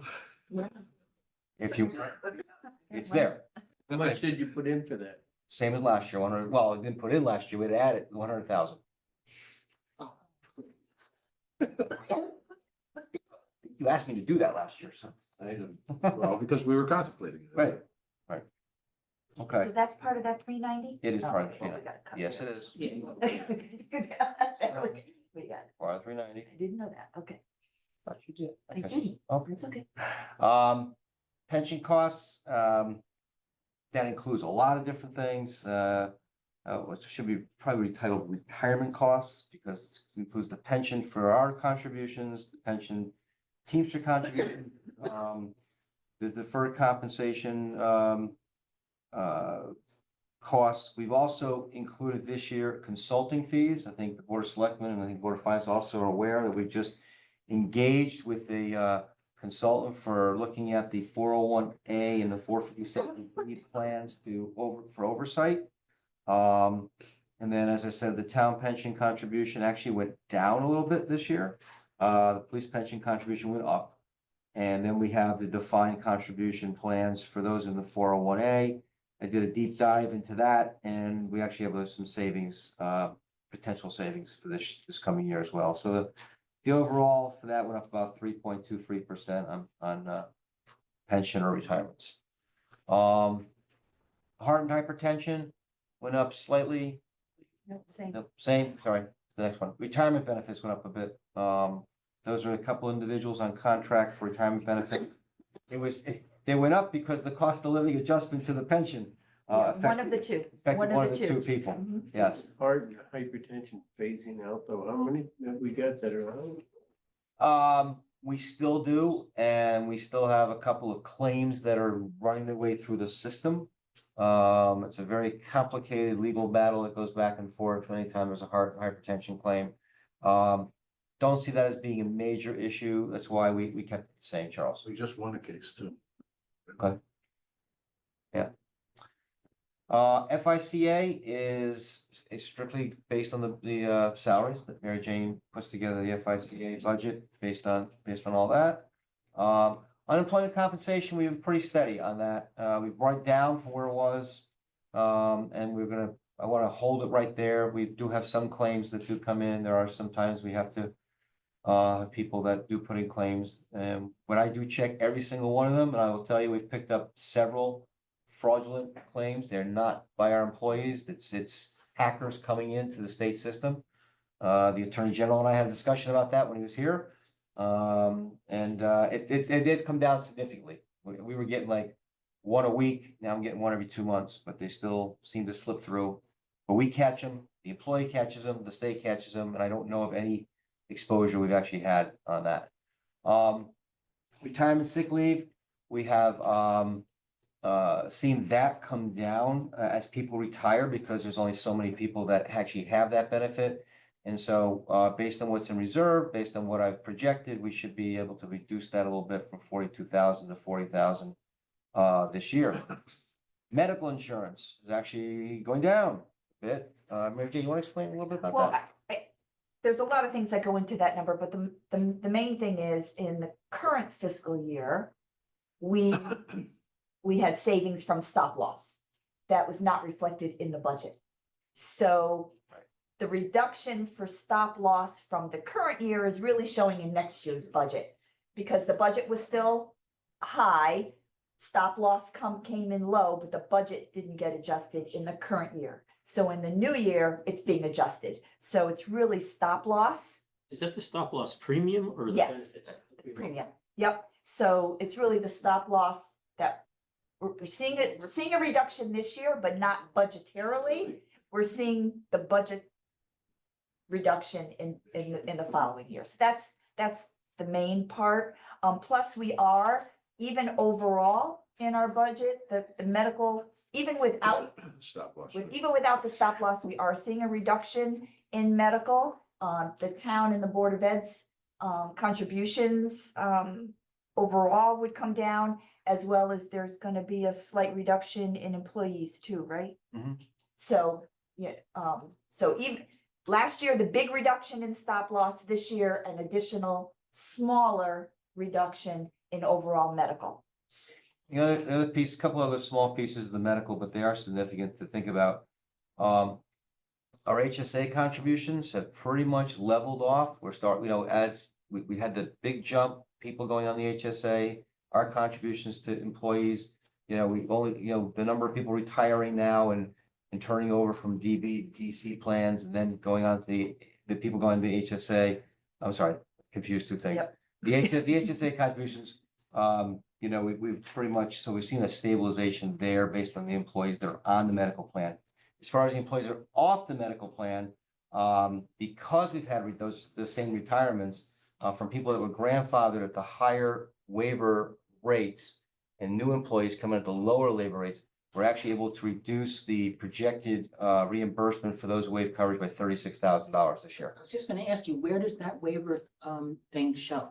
It's part of the medical benefits. There's a, If we go in, right, it's I got been the cleared up. Yeah, breakdown here. breakdown. So. Okay. I I was believe just looking- It's all part of medical. All part of Okay. medical. All right.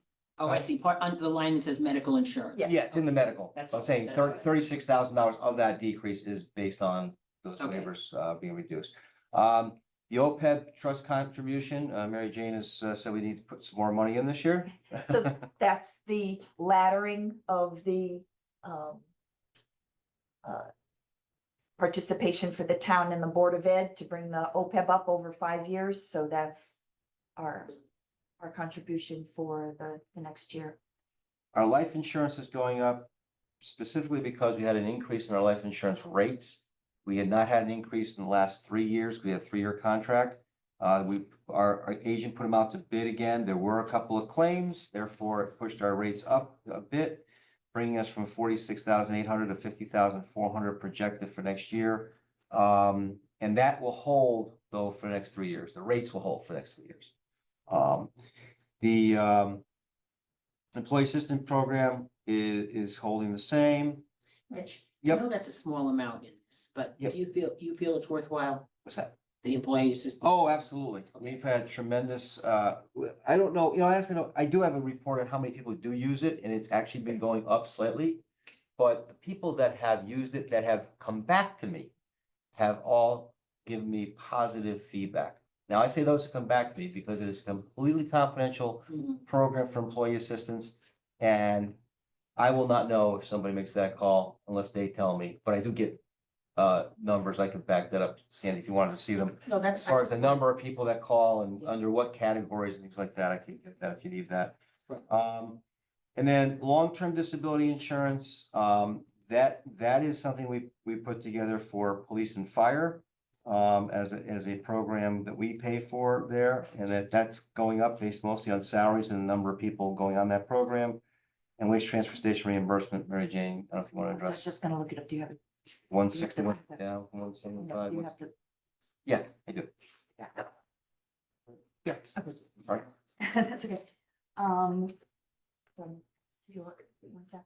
So the biggest key to this is the pension. So the waste transfer station provides an offset for pension, medical, life insurance, and FICA.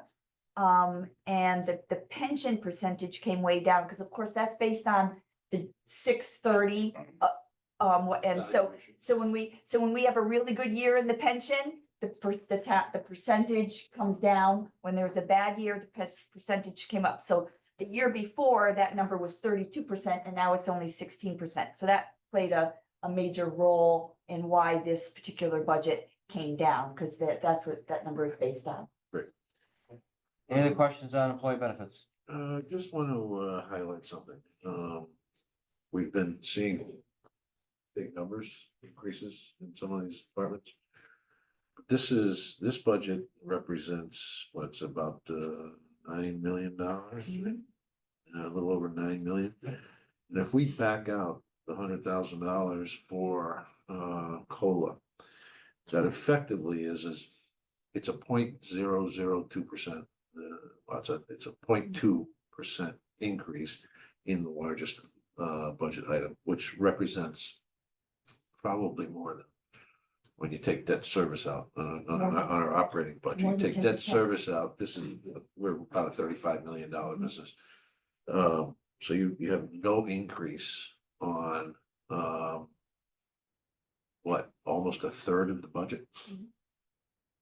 Really So I good. just wanted to frame that. Yeah. In a light that suggests that it's not gonna start worrying too much. And we still have another day's worth of presentations, but, and fire is one of those, so, one of the bigger ones, but. I just wanted to frame it in a way that, might make some sense, and, Yeah. so. But like you said, $100,000, gotta come out.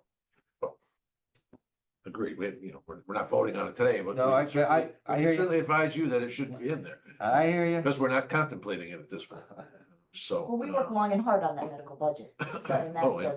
the I know, big part of that, so. absolutely, so, I'm encouraged when I was looking at that number. And see that it's basically no increase on almost a third of our budget. And I'd just like to know, I mean, that's a lot of money, but that's an investment in the future. I mean, we would pay for it. Right, and, we do have our brethren from the Board of Finance here, and, we haven't even started talking about additional contributions from the medical fund into the OPEB line item account, which is something that they might be willing to contemplate in their deliberations. Which could be affected prior to the adoption of a budget. So just saying. They're keeping straight faces. It's a tool, Not gonna tip our hat yet. it's a tool in the tool belt. That's all. and I'd just like to say. Options the are med- good. The Options. medical budget is a great example of a true collaboration between the town and the Board of Ed. Yep. That we really work together on that. All right, for insurance, last one? Can we do some questions? Sure, I'm sorry, I thought, go ahead, John. Just to make sure I got some notes here. Yeah. The reserve for personnel is for the dispatchers. police, Dispatchers, and police, COLA.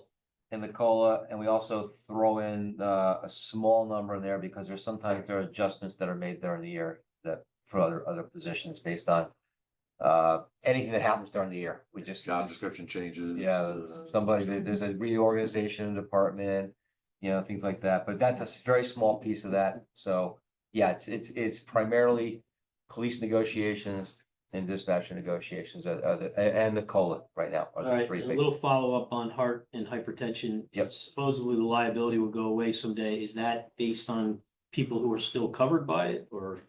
Mortality tables is what it is. There are only Yeah. certain people who are eligible to get heart and hypertension. I think there was a 1996. Something like that, but we do have some people that are, we are paying heart and hypertension benefits to. And we have a couple. We have a couple pending claims in there too. Isn't that a finite group though? And Yeah. It is. The group is finite.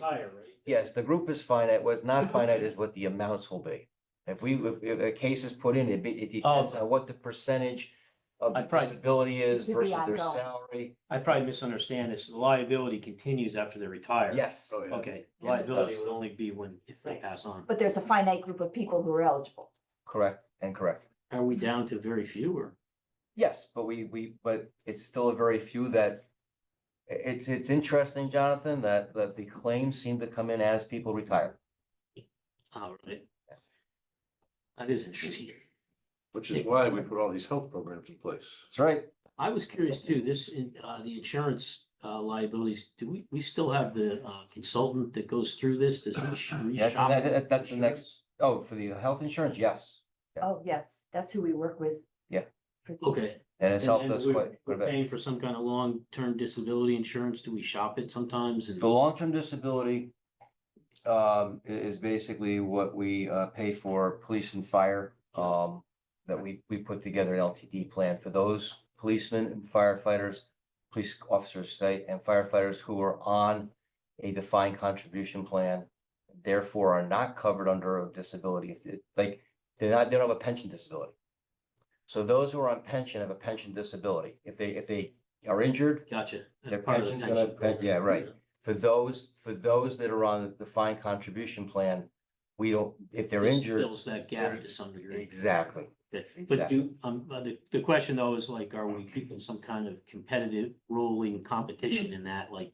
We are very every once in a while competitive we in say, that. Hey, what are your rates? What are No, you we're compared to very, this competitor? we're very competitive in that because it's our insurance agent that does our life insurance. No, this is actually through George Karavakis and GDC Financial, who's worked with the town for decades. Who does the negotiation on this, and it did go up, like the rest of our insurances went up. But I've talked to a couple other towns and they're very surprised at how low our rates are. So we've done well on that. All right, one more, sorry. Yep. And then I probably just didn't read something carefully, but I saw two line items for waste transfer reimbursement. I think one says we're down 10,000 on that. I guess, does that come from Madison?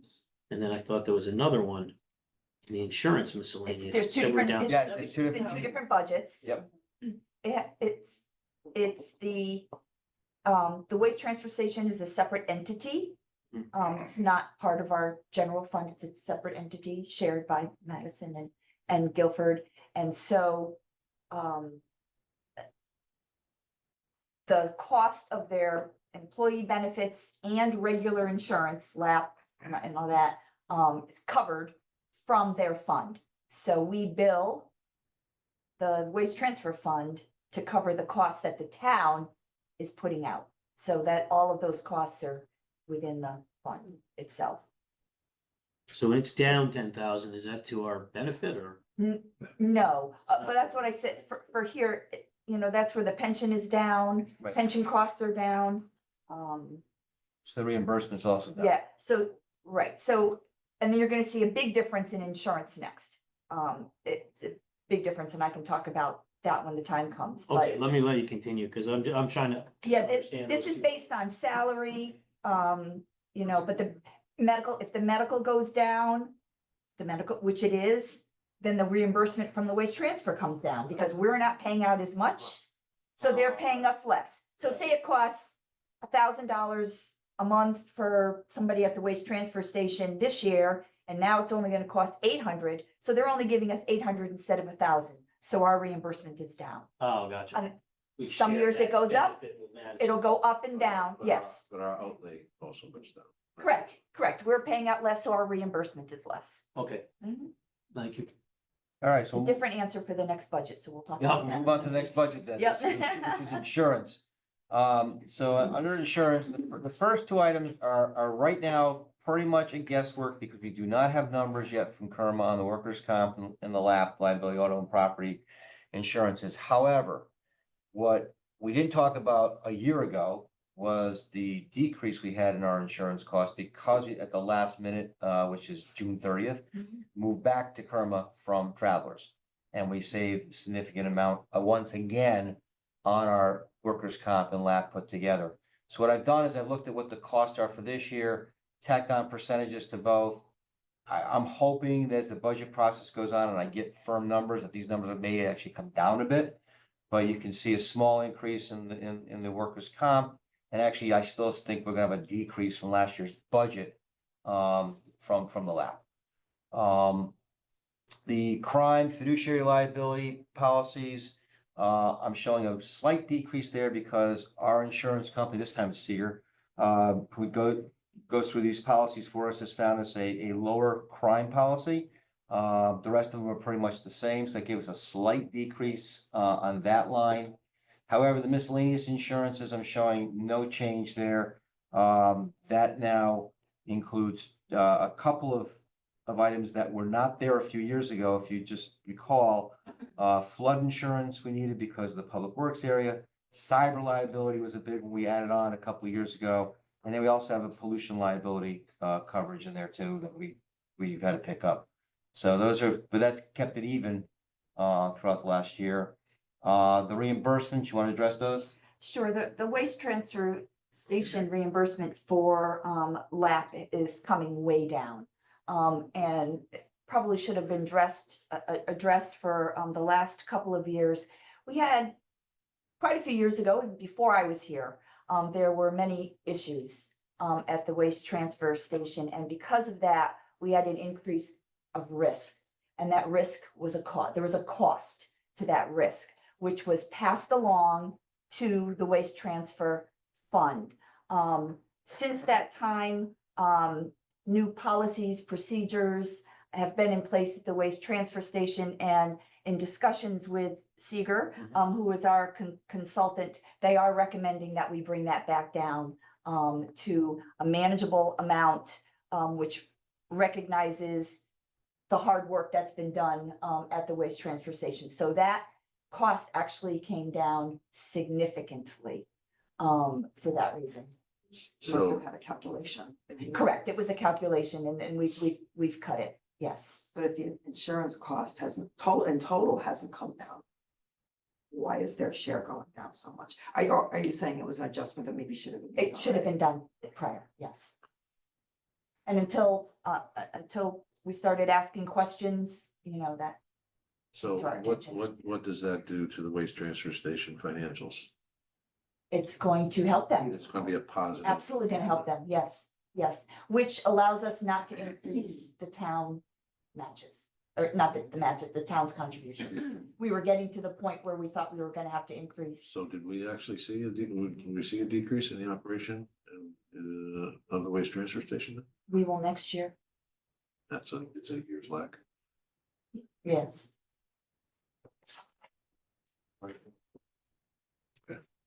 We could make an adjustment this year on our own. Well, it would be to the benefit of both Madison and Guilford. It would be to the benefit of the overall financials. It wouldn't have any direct effect on what our contribution is. Well, isn't our contribution based on our P and L? Correct, but like I said, we were getting to the point, I shouldn't say, we're not getting to the point where in a deficit situation, we were contemplating increasing. Increasing our So contribution. this allows us not to have to do that. Same thing. Correct, yes. Yep. Yeah. Good. Reimbursements, library, which makes it up. Yeah, so the next, any questions on waste transfer? So the library reimbursement is based on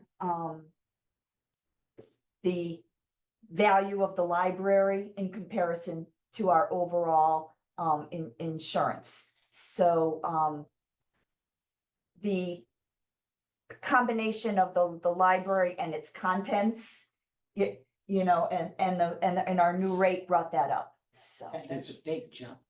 Yeah. That's a huge jump. I mean, I used to remember this from years gone by. It's because of but you just explained why you don't have to say. Yes. Well, we gotta put a muzzle on around it. Yeah. How valuable it is, it's gonna change that. All right, the claims deductibles, we are responsible for deductibles, on the lap policies, the 12,000 seems to be a number we'll be able to maintain for this year and into next year. Don't seem to need to make a change to that. Our insurance consultant, HD Seeger, does charge us 10,000 a year, and that has not gone up in several years, so I'm happy to say we're gonna be able to budget for the exact same amount next year. And then the police outside service reimbursement, we've kept the same. And the Kerma distribution of equity distribution there, I think, Matt, we have to be in the program for 3 years or at least 2 looking Back forward. up, we can talk to. Yeah, so I'm not sure we're eligible yet for any kind of equity distribution, so I just left it at 0. Let's check with Ashley. When we get our rates, we can check. That's it for insurance. Any questions on that I think already covered? Or Mary Jane did already? I just brought up the library, just want to add that not only, so the amount of library reimbursement increases each year based on salary as well, because they cover their workers' comp. So there's an increase. There was a big increase, if you remember, in salaries for the library, which increases their workers' comp. So it's a combination of both. Didn't we used to get a reimbursement, but that wasn't from Kerma, that was. Oh, yeah, that was from Kerma. From Kerma. Well, when we left Kerma to go to Travelers, that negated it. The way Kerma determines their equity distribution is you must have been a member for the previous year and sign up for the next year. Right? So I'm not sure whether the previous year, it was like a 3-year running thing there, and I'm not sure if we're eligible yet. We would be next year if we stay with it. It wasn't a distribution from Kerma, it's a distribution from whatever insurance company. No, it was only Kerma offered it. Kerma offered a distribution based on, Members' equity. yeah, exactly, because it's members. That's what I'm trying to understand. We didn't change Yes, we, membership to Kerma. We did. no, we just went back to. We dropped. We dropped them. Not Kerma 2 Oh, we years ago. dropped. went to So travelers that and lapsed. so- It lapsed So then. now we don't have a last year. Right, that's the problem. I think we're a year out for that still. It wasn't a million, John, what was it? 80,000. About, it ranged between 50 to 90,000, depending on the year and how well the pool did that year. We had been consistently in that range for a number of years. Yeah, we did. But we took that into consideration before we dropped out of Kerma. We knew Right. that we would lose that, so that was all part of the equation. Yeah. And it was Still- still, Yeah, and it was yeah, still, Net of the contribution, we were still $300,000 to $400,000. Correct. it was still the right decision to make, Yep. yes. And at then that what time. happened? Karma came back with a. Karma really shot low- with a pencil. We couldn't, yeah, couldn't reduce. Well, you were the president at the time that we dropped. No, I'm not president. I was chair of COG. Oh, okay. I was on the board of On the directors board, of though. Paramount, which I had to resign from. I didn't have to resign from, but, Have they asked you back yet? yeah, I'm back on the board. Okay. I was actually vice chair. I know. That's what I had to resign from, the vice chair. Well, thank you all. Look forward to tomorrow. What do we got? What are the big ones tomorrow? Fire. Is it? Engineering. Lot, we just have a lot of them tomorrow. 8:30. 8:30. Aloha. Yeah, we want to get to the health fair, so we don't want to go till 2 o'clock. That's right. We get our- We we gotta need get our. Get our lunch. free lunch tomorrow. Right. Right. Don't forget to grab one of these. What is that?